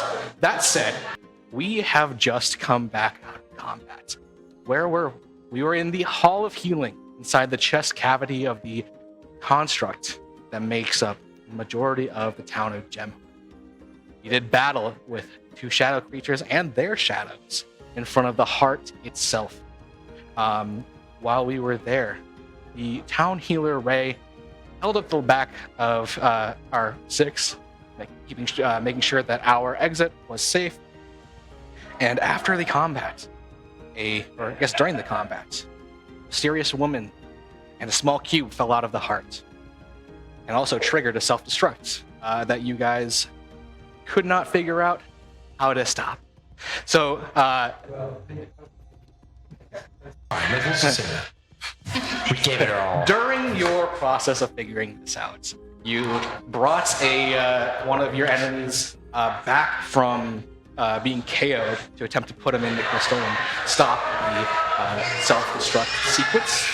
But in doing so, allowed him to nearly make an escape with the cube that he had come for. During his escape, Ray made a choice, went inside the crystal himself, and is now locked inside of it. Crystal having turned from red to blue.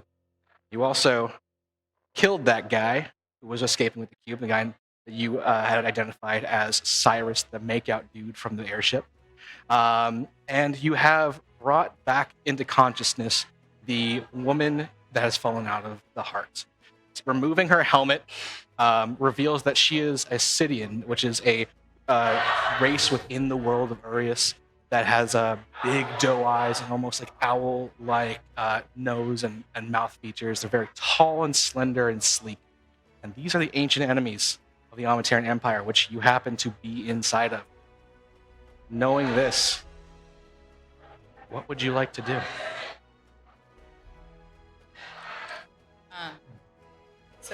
Who has It's probably It's with still the in the body. body. With the body. what's up? I'm pretty sure it's still on the body. Okay, yeah. So I'm gonna go take back the cube You got it. and bring it over to the. Say the name of the race again. The Sidian. Sidian woman. Okay, so the Sidian pilot, and just like wave it in front of her, like, "Excuse me, do you know what this is?" She grabs it and holds it tight.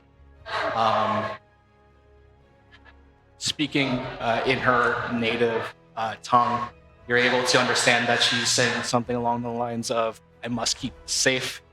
I must get this home. Where am I?" Okay, and I assume you translate. Yeah, I translate pretty much verbatim, except with my very silly voice.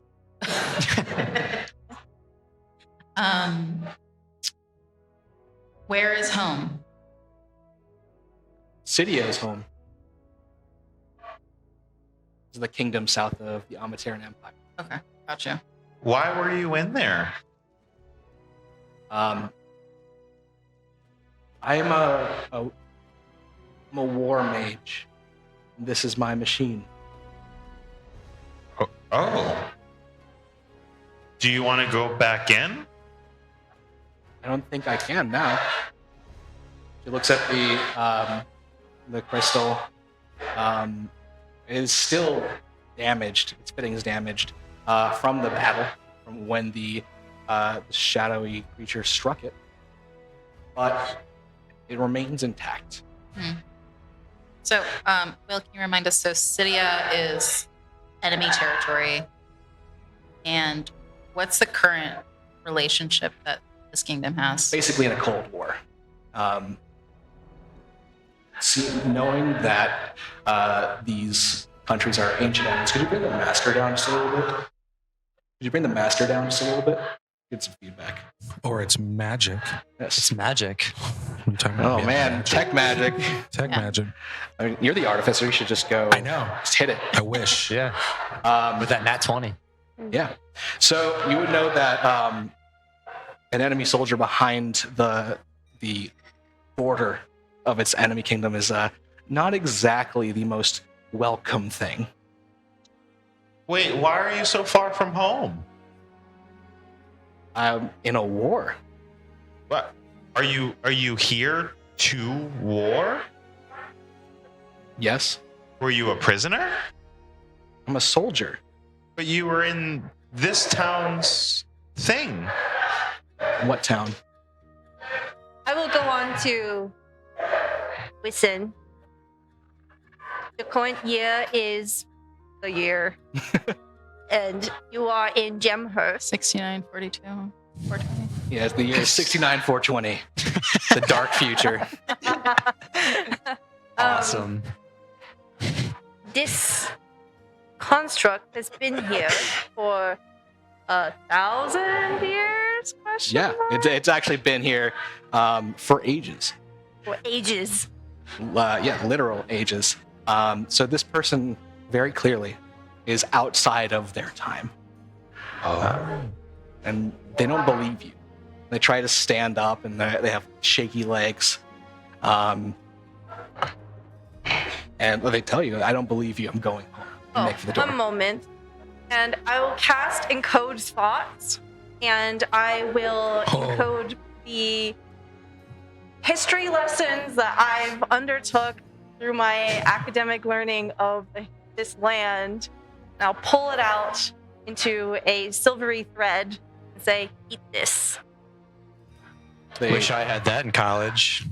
Dude, same. So they take this thread and they open wide and they suck it down like a noodle.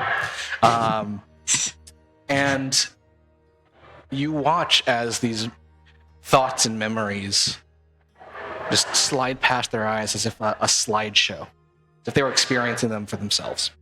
It would also be through a lens of someone who's had a very sheltered life. It would be someone that has had studious learning more of like through a library and through like an individual study versus someone who's like been to a school and had lots of people around them. There's less of a sense of community and more of like a self-passion through this learning. So you see her take this information in, and she sort of just drops to her knees, completely silent. And the next string of words that come out of her mouth, you can, your spell tells you, they say, I'm alone. And it's at this moment that both Songbird and Mina burst through the doors. Mina's Ray's partner, right? Mina's race partner. Yes. That's bad. This is going to be awkward. That's gonna be real bad. So, okay, Mina. Mina is the leader of the Broken Spoke Bandits, whose hideout that you managed to break into last episode.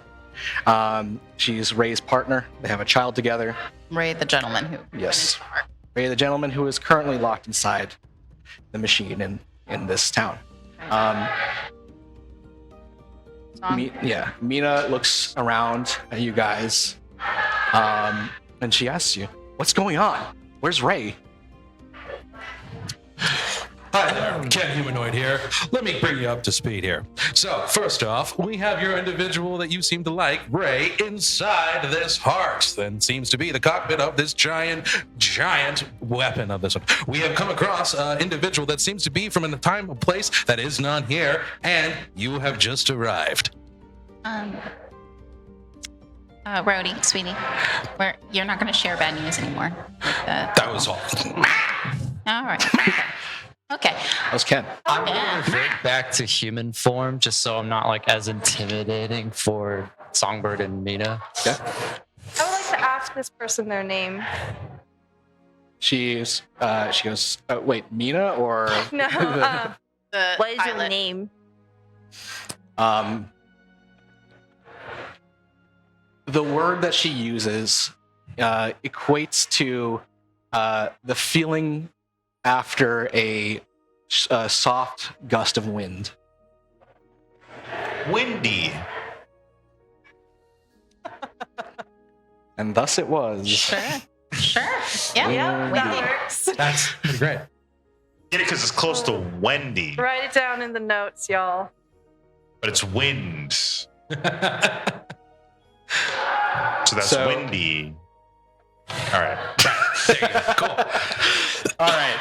So, you've gotten her name. Songbird now looks at you two. It's like, boys, what is going on? Like, Let me play it one more time. no, like I got that. Rhodey, What do you mean raising the heart? he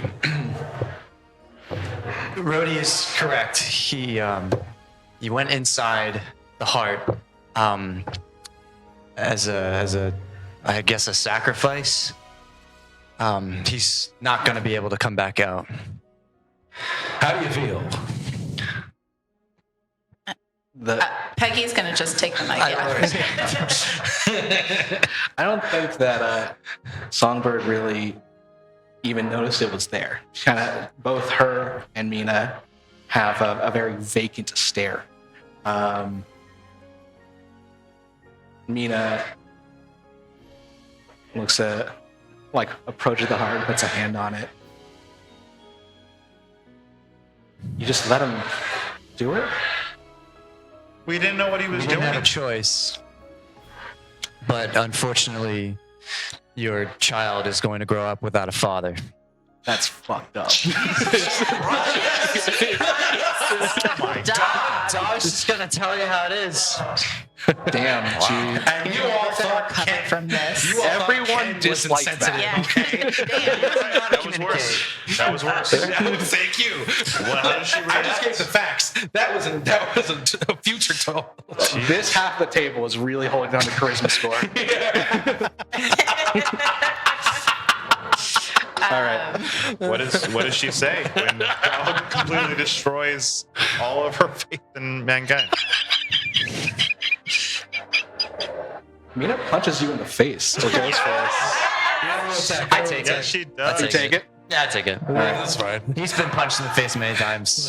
He's not a very good wooer or anything.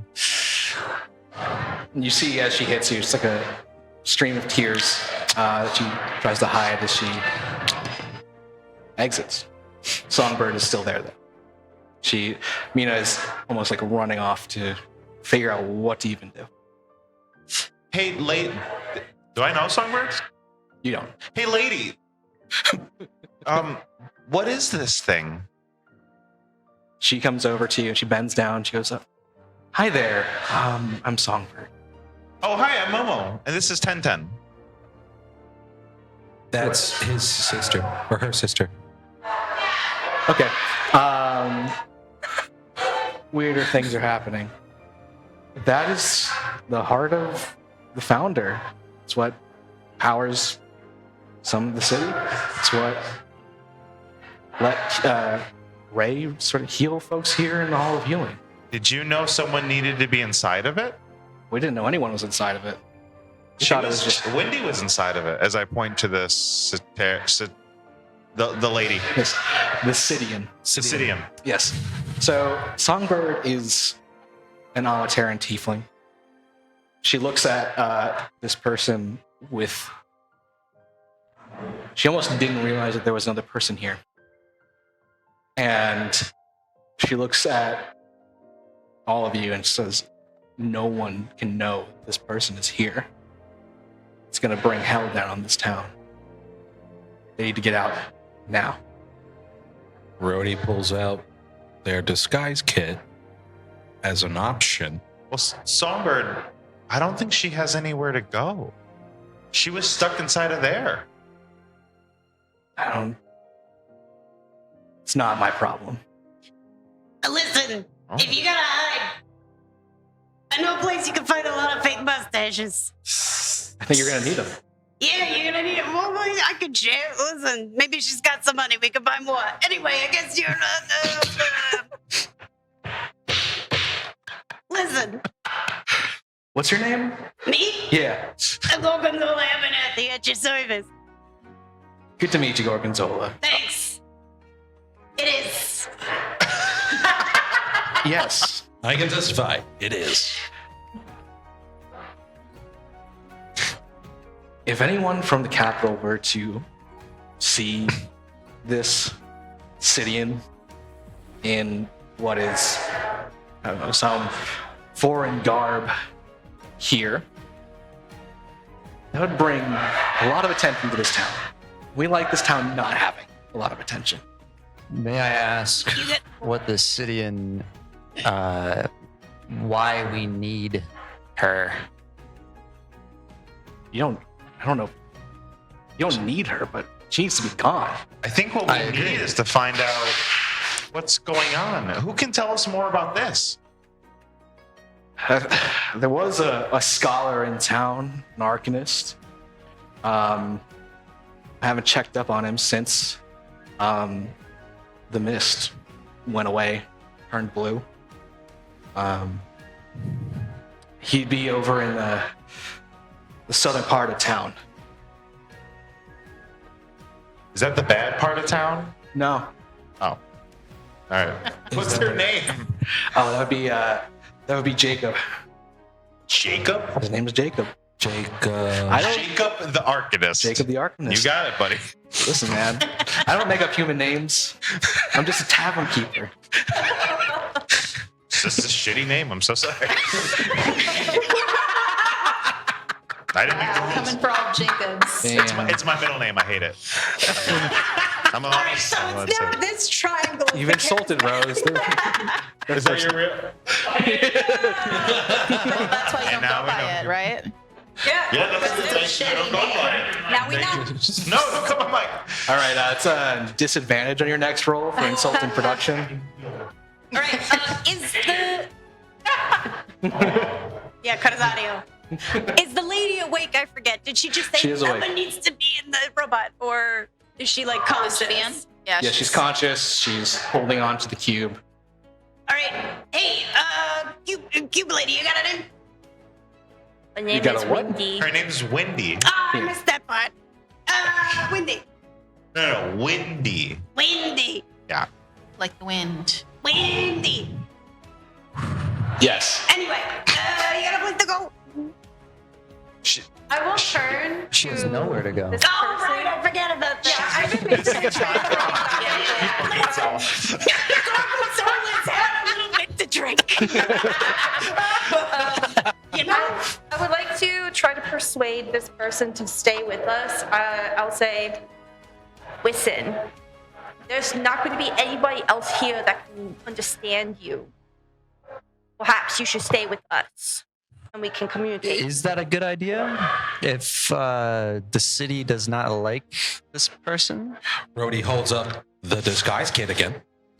I don't Go ahead think and roll that's a good persuasion for me. idea. They can't understand me when Yeah, I'm they can't talking to her. 1010 sees the comfort in Vess's eyes and goes and helps comfort the Cydian as she is Okay. talking to them. I Roll rolled an 8. with advantage from the help action. You. That's another 8. That's the And second the dice time this have episode we got a spoken. double. Wow. Don't insult the Jacobs. All right. The karma will come back. It's also just like it's spreading. Jacob, the founder of D.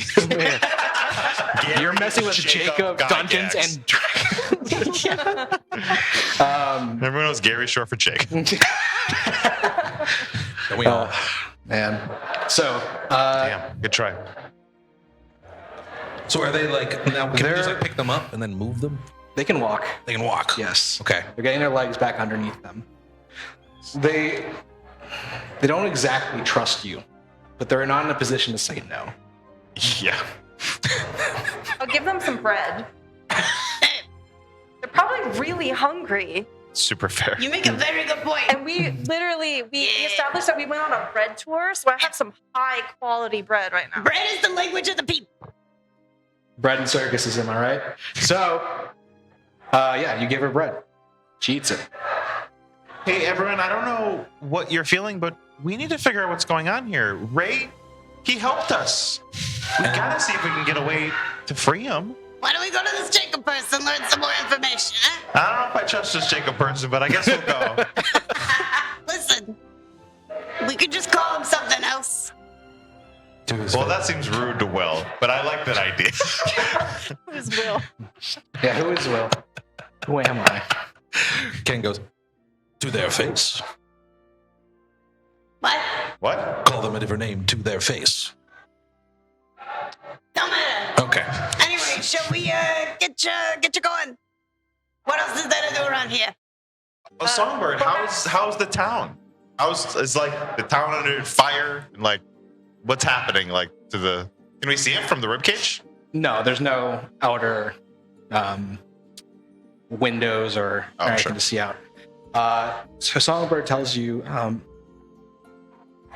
we ran when the red mists came, those of us who were stuck behind didn't make it. But when when Ray went in and it turned blue, it reversed. So it healed those who were still alive. Oh. And it's gone now, but Sounds like he did a great service to these people. he always was a healer.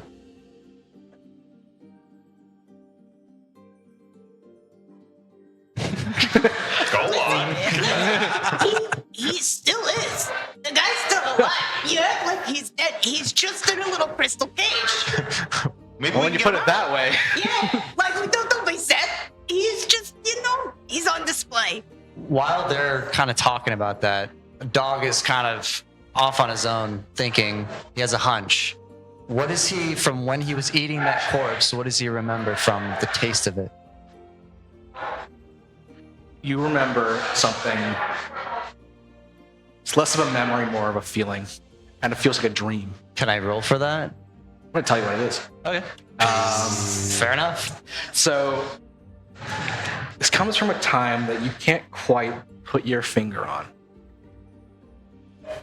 It's the taste of death, of darkness, of decay, in its most pure form.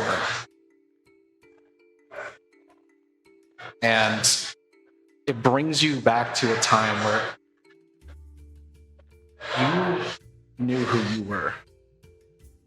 From before my awakening, I guess. Yes, but the details around that, nothing. Out of your reach. So just to clarify, this taste is something familiar from before I woke up with amnesia. Correct. Interesting. And it's just death and... It is like elemental death. It is. Oh, okay. It's almost entropy. It's sitting with me, and I'm still like thinking about it. Yeah. I'm not really paying attention to what's going on around me. All right. I would like to take the tarp out of my two-person tent set and help the disguise kit, perhaps, as I wrap the tarp around this person. All right. Okay. Let's do this. So you're going to disguise our Sidian friend as what? Not a Sinian. Maybe just put the helmet back on. If the helmet's like weird and foreign, right? Yeah, it's true. Perhaps the What- tarp could be kind of like a cloak while you use your disguise kit and I am A- assisting you. A generic Aarakocra? Sure. Okay. We're going A generic to. Aarakocra with the flower crown I make. Yes. And the mustache. And a mustache. And a mustache. Two mustaches. There you Two go. mustaches. There you go. I'm gonna roll Teamwork. behind the screen here. See what happens. Okay, cool. It's suitable enough disguise. Got some. You shove some things underneath her, where her shoulders are, to make it look as if she's hiding wings, Sure. as if she was an Aarakocra. Sure. Obscures her face, but for flowers, two mustaches somehow. And it works. If anybody would judge, we just call them racist. Honestly, that works for me so much. Last thing, Rhodey, you seem really good with like stuff. Are there any like other clues around? Like what happened? Maybe from these dead squishy guys. And that's exactly what I was thinking. And so I do an investigation of the dead squishy guys. And I'd like to help them. Yeah, seeing what's left over in terms of either technology with the space or the squishiness of body parts perhaps left over. Yeah. Go ahead and roll an investigation. I'm gonna do that. That's what I'm gonna do. Does my helping do anything? With advantage. All right, that's 11 total, but then with advantage, looking right into your eyes, Will. right as I roll it. It's 11. All right, on 11. Damn. Sorry. You find within the tattered clothing of one of these monsters, you find a coin. It's like it were a badge. Ooh. And on it is an inverted triangle with a circle above it.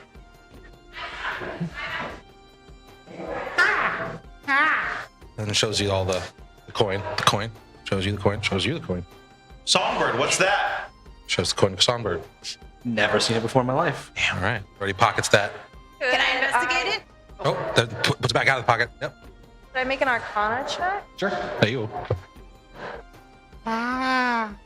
That's in that one.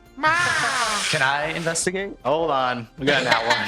Just breathe that in. Breathing that one in. Do we break Audience, roll. Audience. That man with long hair. Yes. And the Empire Strikes Back T-shirt.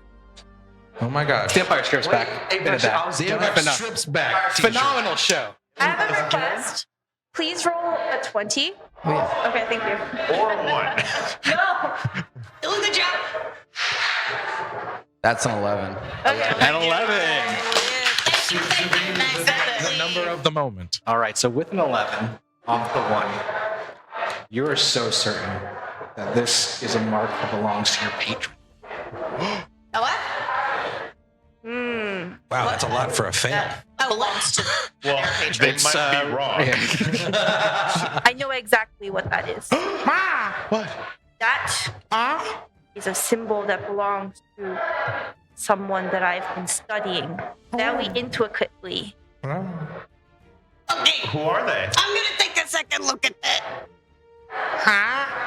I'm not 'Cause I gotta- obligated to speak on the details. I have signed an NDA. Can I take a look at it as well? Yeah, everyone go ahead and roll if you're taking a look. This will be the last time we roll investigation on this. That makes sense. Very forgiving. Can I roll survival on the That didn't happen. Could you tell me what you... No, I didn't get a one. I didn't get a one.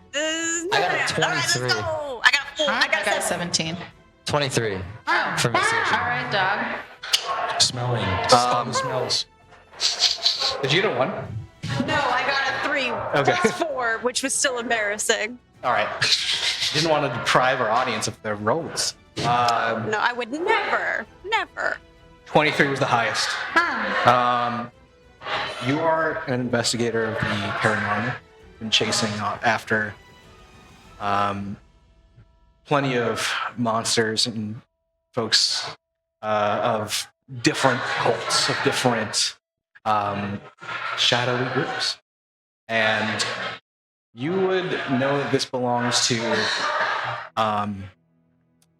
it belongs to a cult aligned with a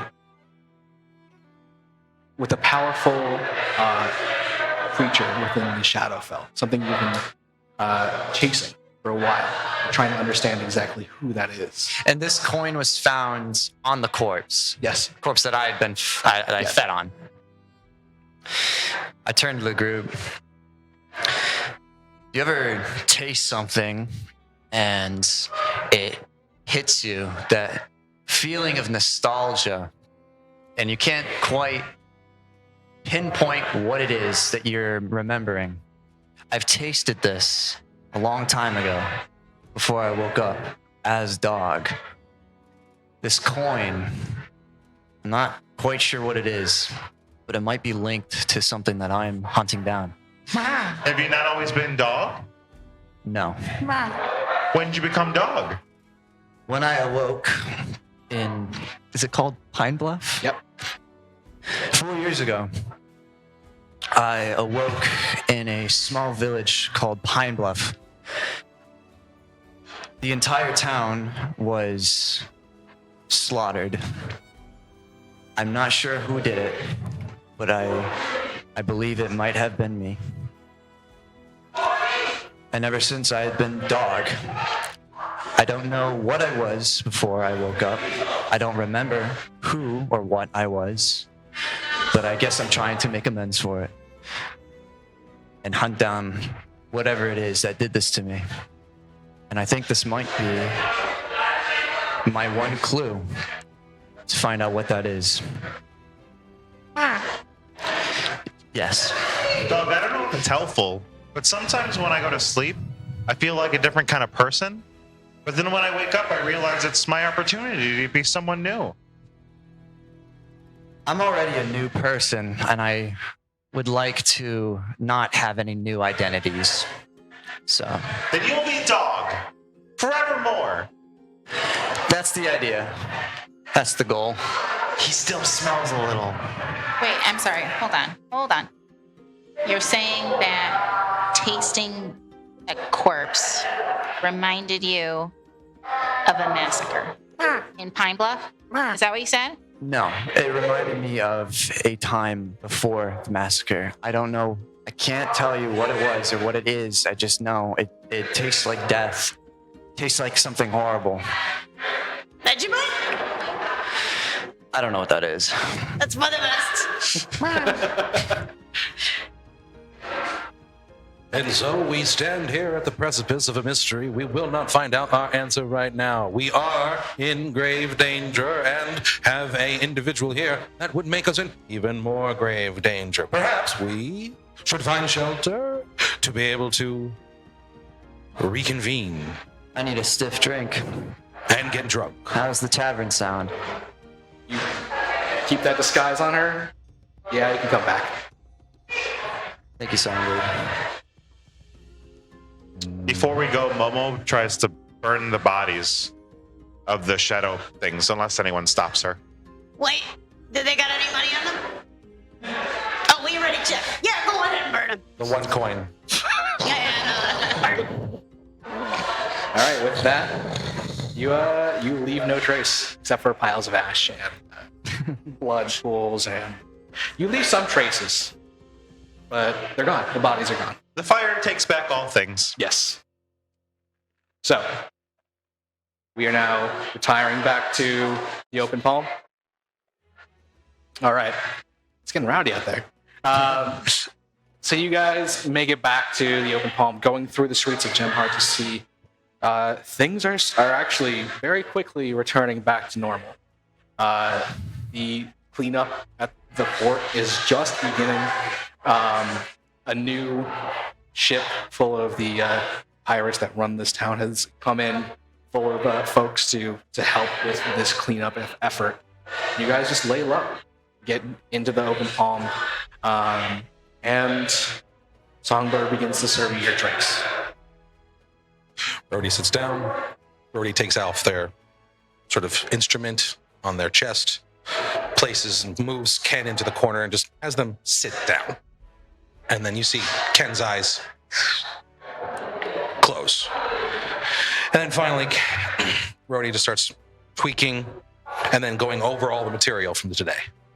Just rewatching everything. Yeah, just like going over all of the edits, all the dailies. Dog's got his boots up on the bar, and he's sort of rolling some tobacco in a little roll. Songbird from behind the bar goes, Hey! We talked about this! All right. Is there anyone in the bar of interest? No. You guys are alone. The You guys dice are alone. gods. The sun is not nearly setting. It's pretty early to be retiring for the day. You've had a very large day so far. Okay. Peggy's gonna go up to Dog, and she's very interested in what Dog says because she knows Pine Bluff pretty well, right? Mhm. So, Dog, what have you found out about your past, if anything? Nothing. Interesting. I know Pine Bluff. Why? How? Dog kind of is interested in this. I knew the people who died. I'm sorry. Yeah. And let's just say that anything that you can find out about your own life might help me figure out what happened to my friend. Any information I come across, I'll be sure to tell you first. Well, thank you. What do you think about all this whole situation we're in? What do you mean? You know, I've been wandering around, just trying to find a new purpose, I guess. The truth is, I don't have enough left in my life. So I guess I'm just going where the wind blows. But what about you? What's your stake in this? Well, I know the feeling of going where the wind blows, as you put it. So I'd say, I guess we're in the same boat. Yeah.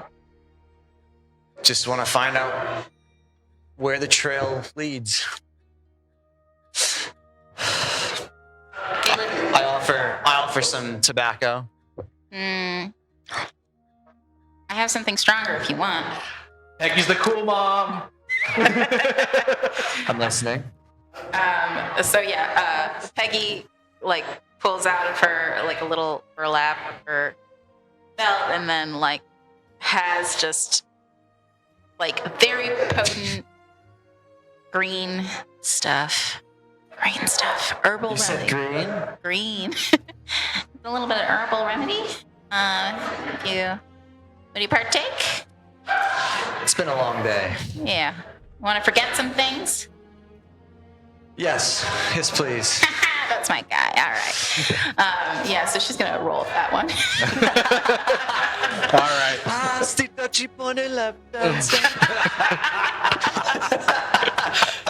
So that's going on. What are you guys doing? You both just like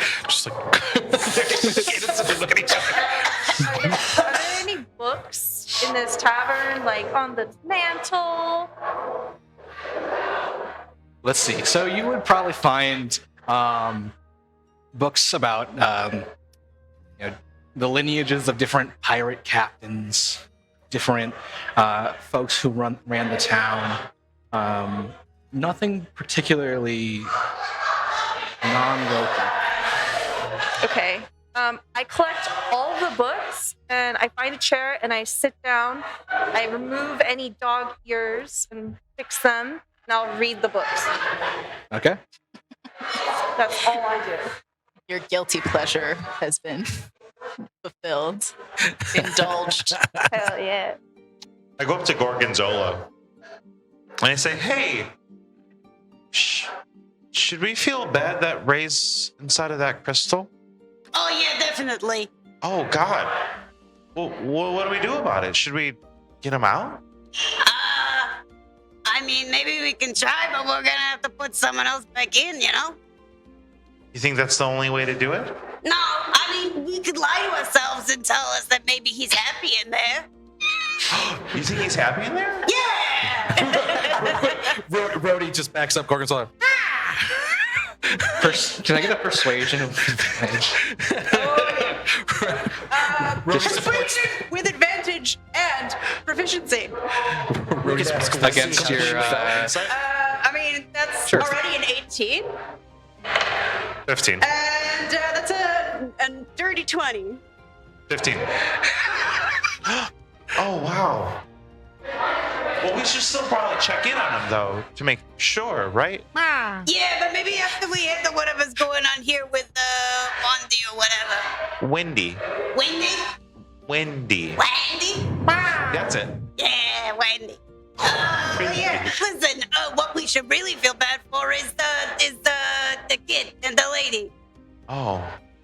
Yeah, Mina seemed really upset. Yeah, well, Yeah, she realized her son's not going to have a father anymore, right? Listen, he can't. She just gotta, Just telling you how it is. remarry or whatever.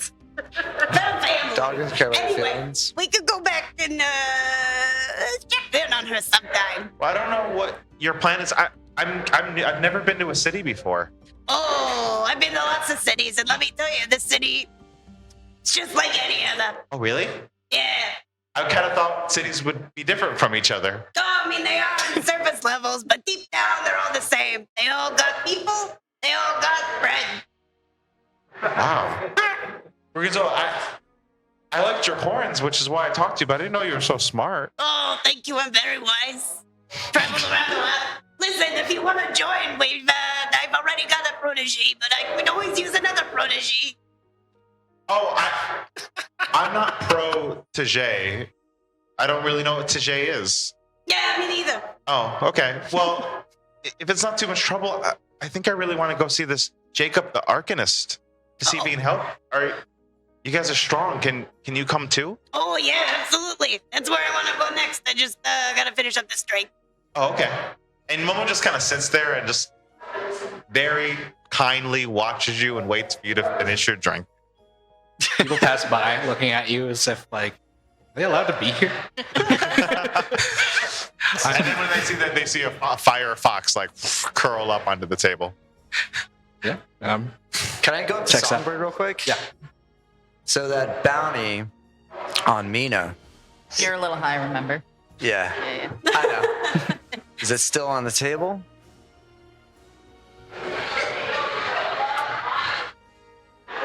I'm gonna level with you. I put that bounty there. 'Cause I just don't like her. Really? But given what we've been through today, I think I'm gonna take it back just off the bounty board. Huh.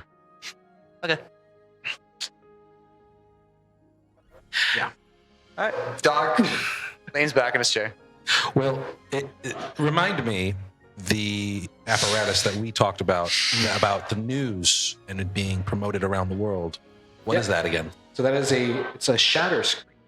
In fact, there is a one in this this tavern. It's a sports bar. Basically. Yes. Welcome to Buffalo Wild Wings. So what it is it's a slab of jade. Now, when you say a command word, it turns on and it shatters into hundreds of microscopic, very tiny shards that are facing the viewer. And an image is created as if you're using a pin toy where you put your face in and it comes out the other side. This is the technology that in life can use to be an anchor man.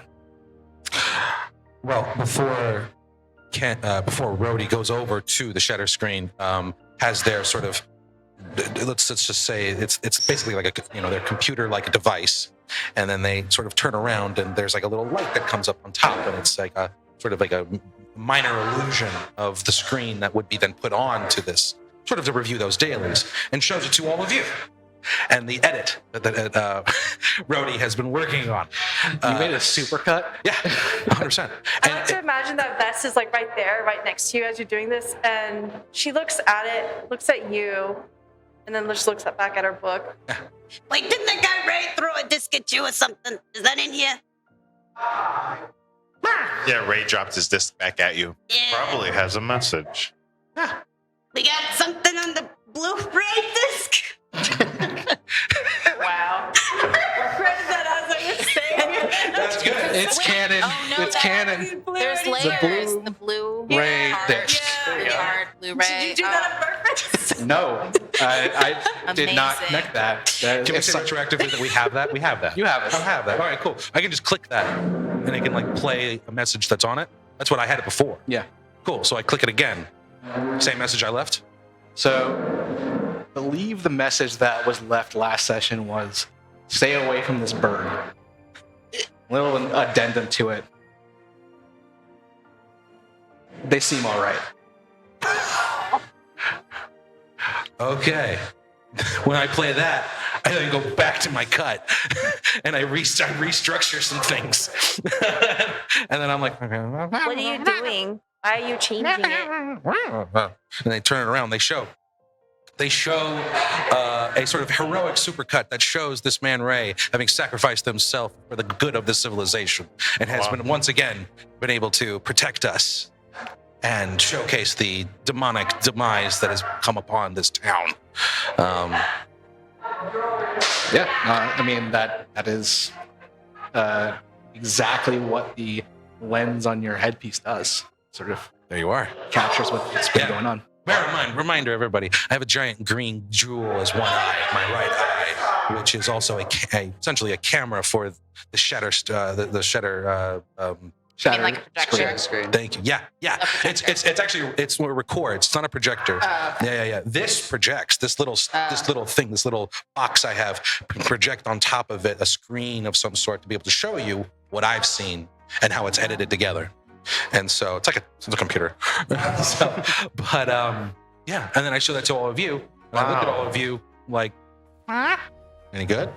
I think it's great. Should we leave it for the kid? Maybe we should show it to Jacob first. Oh, you make a good point. I was getting too sentimental. Also, remind me not to get naked in front of you if you got a camera in your eye. Trying to think of like, when is that going to happen? These are things I did not think of during character creation. But you all know. Now you know. And so they point at Momo in agreement that they would like to wait till actually Jacob can maybe verify and say that this is okay. Maybe get an interview. Maybe be able to add to the cut. You know how it goes. Oh, if the plan is to leave soon, I will lay down on the floor and I'll hold one of my books to my chest and I'll lay down like a vampire and take a nap to short rest. Because I'm a warlock. Sure. Napping in the Would you middle guys of the like to? floor. Yeah. I'd also Do like a- to short rest with them. Okay. So it's now. I get my wild shapes back. That's why. I mean, you haven't used them I yet. still have I use them to summon Tenten. Oh, okay. I still have my room upstairs. Yes. I'm gonna offer it up to anyone who wants it. You could take a long rest here. And I was gonna just sit at the bar all night, I mean, I was going to Falsely. too, but I was going to tend to Ken. but if someone wants a bed, it's yours. I was gonna roll to see if I can actually adjust this tongue so that it is both adjustable and like hot swappable. You know what I mean? okay. All those in favor of a short rest over a long rest, say aye. Aye. That was All nays? I'm Any a nays? warlock. that was It's 4 the out of same 6. for me. It's 4 out of 6. Who wants a long rest? It's not. It's still like mid-afternoon, spell right? slots, so. It's about dusk now. By the time you leave. Perfect time to go Perfect talk time to to do a short Jacob. siesta. Yeah. Yeah, for sure. Even with a short rest, I'm pretty sure I can. My werewolf ability regenerates. Cannot confirm or deny. We'll check in. I'll check it. Peggy, do you get your spell slots from a short rest? So what's the downside to taking a long rest? Just Waiting It's until tomorrow. It's an 8-hour. It's just we would be Are we, waiting wait, till are we tomorrow. on the Not in a hurry, are we? clock at all? Like, are we gonna run out of time? Why don't we take a long rest? Because Ray's literally in the gym. We don't know if he's in pain or if he wants to stay in there. Or if Have we there's reasons. asked Wendy if she was in pain when she was in it? No.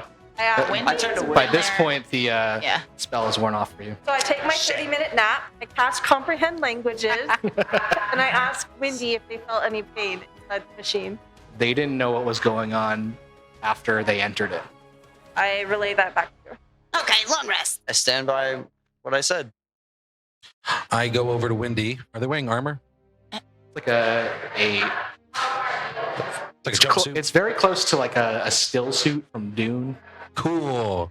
So I go over and tend to that suit and make it arcane armor as one of my abilities to be able to do that. Okay. So it basically allows them to just have magical resistances too. She looks at you and nods her head as if thinking. Yeah.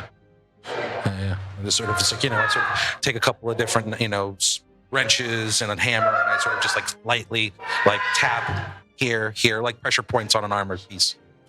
All right. All right, so long rest. That's long rest. 8 hours. Hit the buttons, guys. Yeah. All right. Peggy needs to sleep. Yet. Just hangover Sleep is check. asleep. Forget that she exists. All right, folks.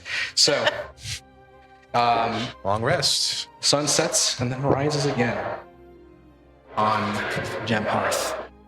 Top of the morning. Sun is just now rising. You're hearing various birds and animals awaken. The day is yours. Rudy goes back down, mends more to Ken. Looks at anybody else who comes down, ready to go to see Jacob. I'm still sleeping at the bar.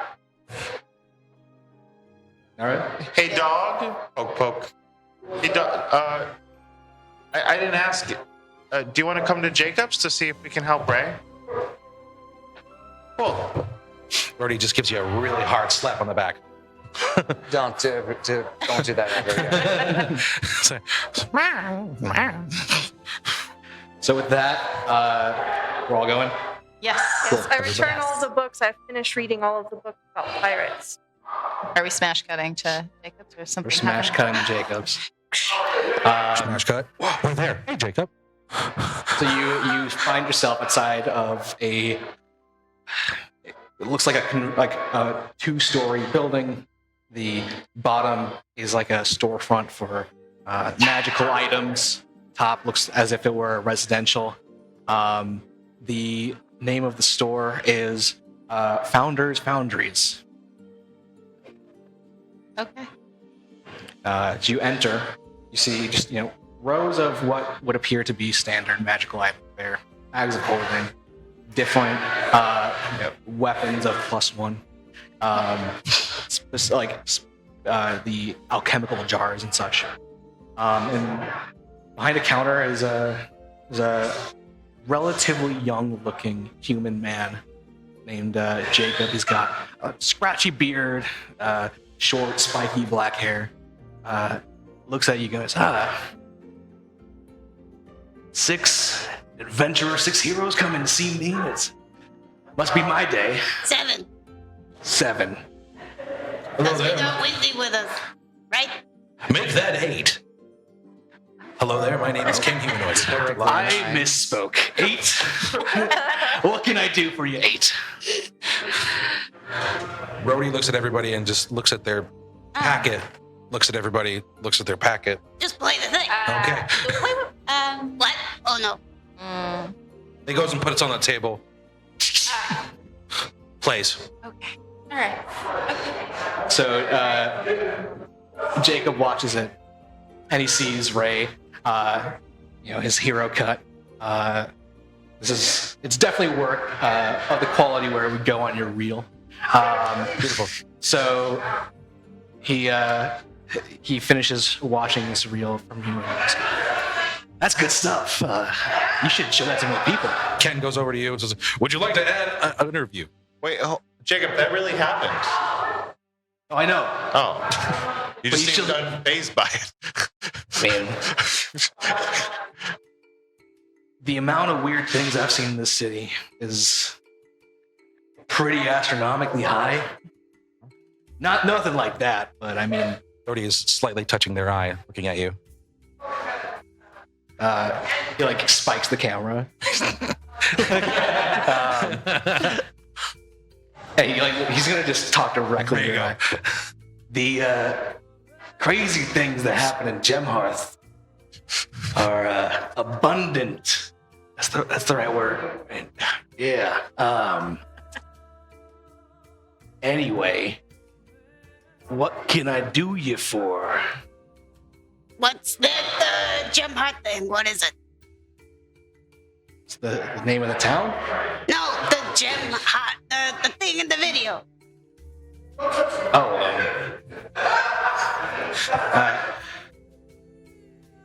Plenty of us have done research into exactly what the founder is. What they call the construct founder. From what we can tell, it's a weird amalgamation of magical and non-magical technology that faded away a long time ago. We've dated it back to right about when San the Sun Eater fell. Would you care to elaborate? What would you like to know more about? How do we get him out? That would be elaborating. I didn't even know there was a person in there. So that's news to me. But it was in the reel. Did you watch the reel? Yeah, I know, but before that. Roddy, play it again. No, I got it. I said I got it. Do you have any hypothesis as to why someone would be inside? I mean, it seems to me that it takes a little bit more than just magic to make that machine run. It takes life. Whatever is up in there, I assume, is the battery for it. Has there ever been a theory out there that the construct is Sidian in origin? No, we've never gotten that. Oh, okay. What was, in your theory, the origin of the construct? Whatever came before, whatever stopped the Sun Eater, I think it's that, personally. I mean, there's plenty of other theories. Some people think it's a fallen god. Some people think it's made by the god Amatera. But I don't believe it. Where can we find this Amatera? The god? Are they available for an interview? No, they are not. Oh, shucks. Remind us who Amatera is. Amatera is the sort of founding matriarch of the Amateran Empire. She ascended through a process of apotheosis to godhood after the fall of San the Sun Eater. Okay, so this is not Dog asking this question, but the Sidian, Wendy, she mentioned something about building the heart, if I'm not mistaken. I don't recall that now. No, So she's just piloting it. piloting it. Yeah. But did she mention like how she got in there at all? She did not. She did not. She kind of implied she was driving this construct thing in the war. Yeah. She was like the pilot and was. And that had to have been a very, very long time Yeah. ago. So she's really old. Yeah. Ancient. Ancient. Interesting. Okay. Do you have any idea what language she might be speaking? Would you like to roll to find out if you would have any guesses? What? I think that would be a straight. Yeah. He doesn't know that we have, or what he is. Yeah. So, Again, we That's can't. what I oh, was if you're, are you like, talking to Will or are you talking to Jacob? I'm talking to Will, Yeah. not Jacob. Of Will. course. You're right. I asked Jacob. Wait. What role would that Oh, be, yeah. though? Oh, for, just give me History. a history.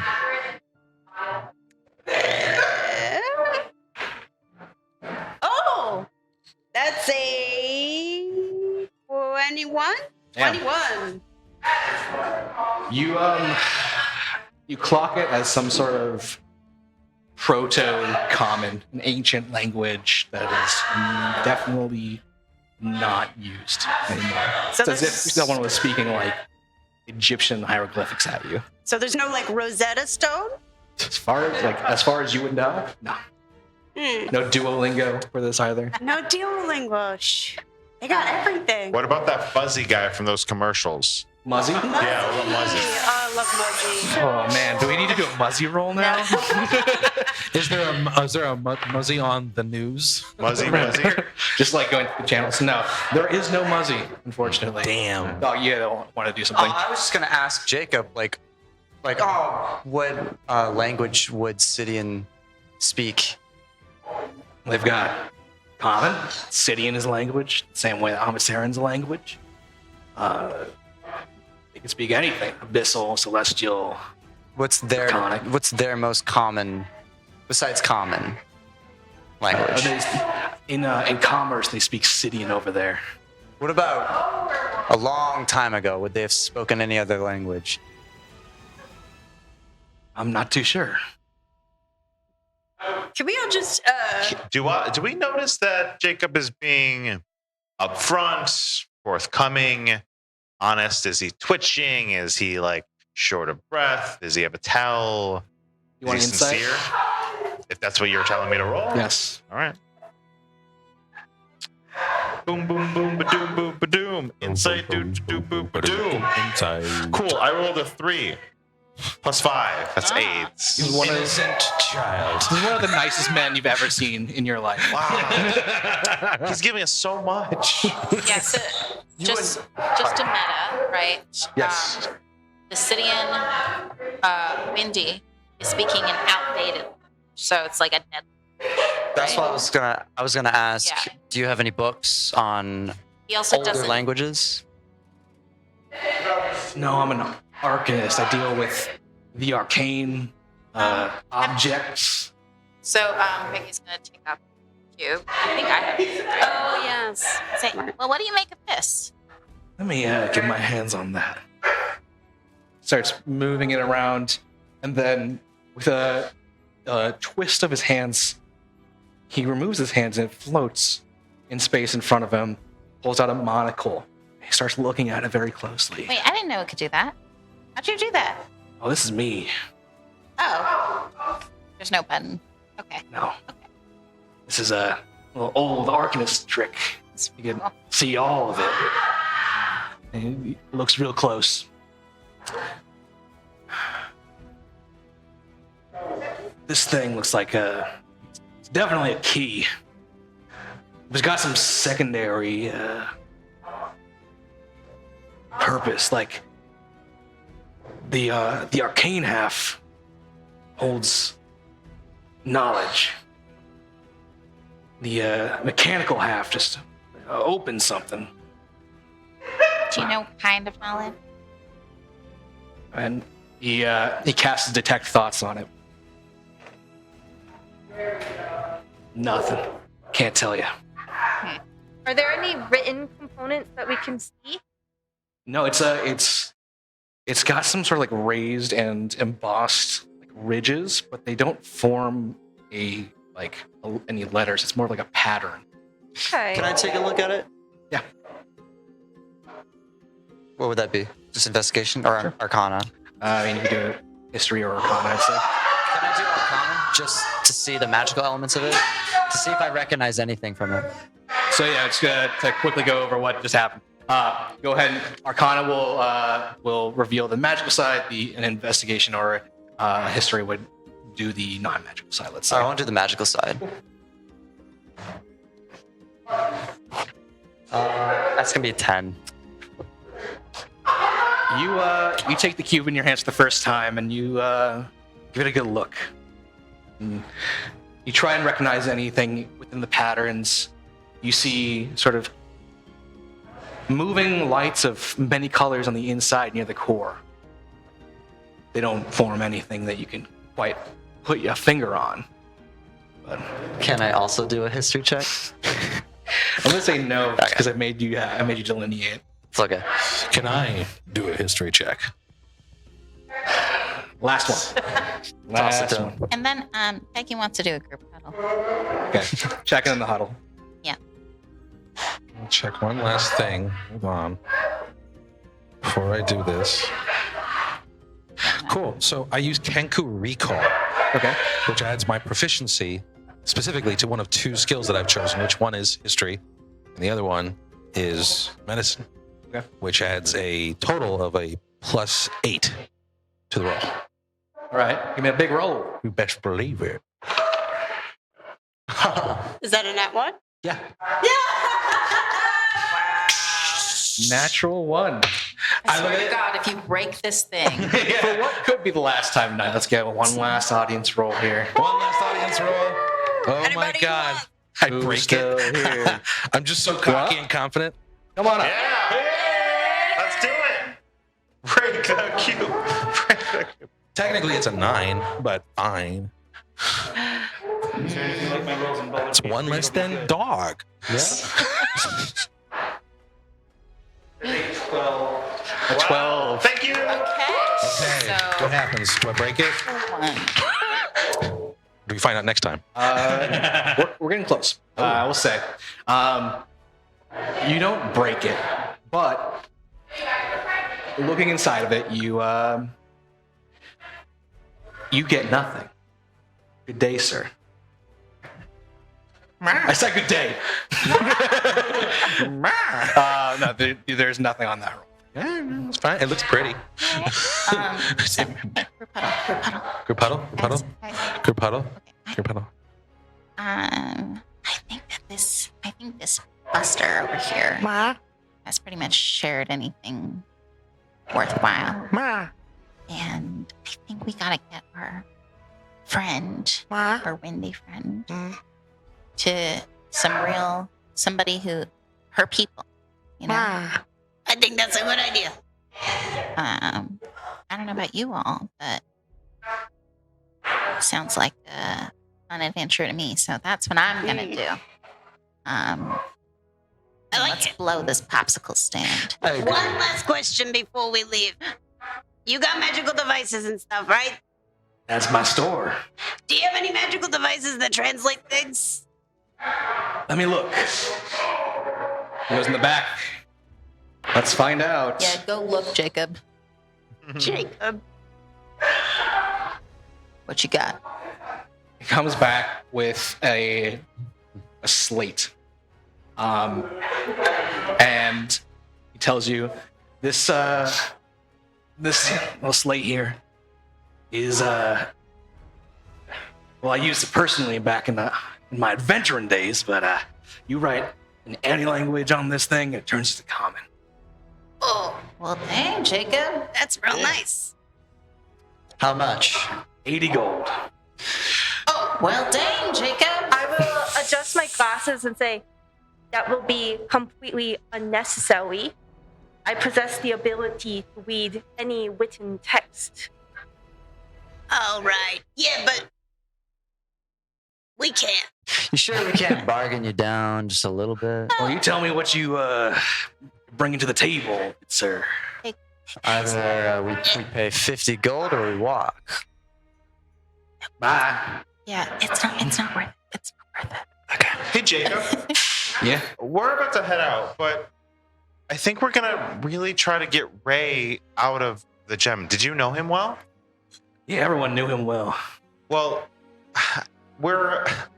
I'm new to this city. I've never been to a city. Do you have anything that could maybe help on our journey to get Ray out of the gem? Get Ray out of the gem. I mean, personally, I'm gonna go up there myself and take a look. Can we come with you? If you don't have more pressing matters. Hey, huddle. The huddle. We actually do, but we want to find out more. You're not the only stop on our list. We were gonna go explore, see if anyone else knows about this gem, but I fear that the journey might be harrowing.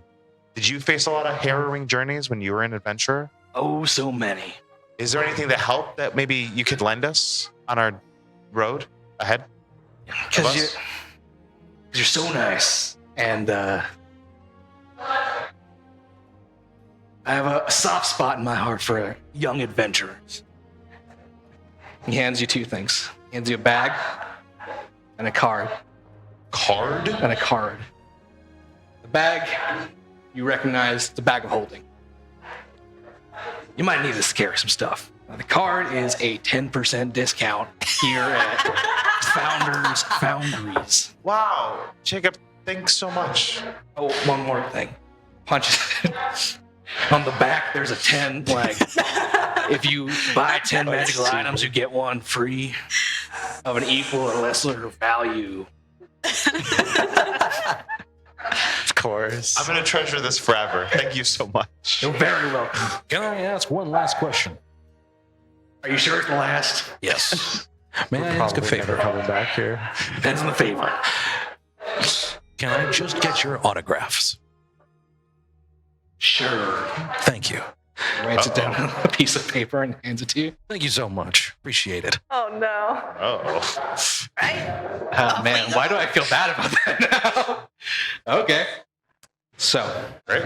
adventurers. Where are we going to head off? Because it's about time we end things. I think we're gonna search for clues about Sidians. Yeah. Yeah. Right? Yeah. All right, folks. Well, that is going to be all from us here at LANParty Live. Audience, thank you for staying all the way to the end. We love you. here at home as well. We love you. The best. All right, guys. That's about it from us. So our next dates are going to be September 12th with Tabletop Taverns. And then episode 3 of this show is going to be September 26th. September 26th. 7 o'clock, just like usual. So don't forget, our Discord is up and open to the public. Come join us. And if you use !donate in this chat, you can find a link to help friend of the show, Oleg, get his liver transplanted. Thank you, guys. Don't forget to spread love. It's the Brooklyn way. We'll see you next time.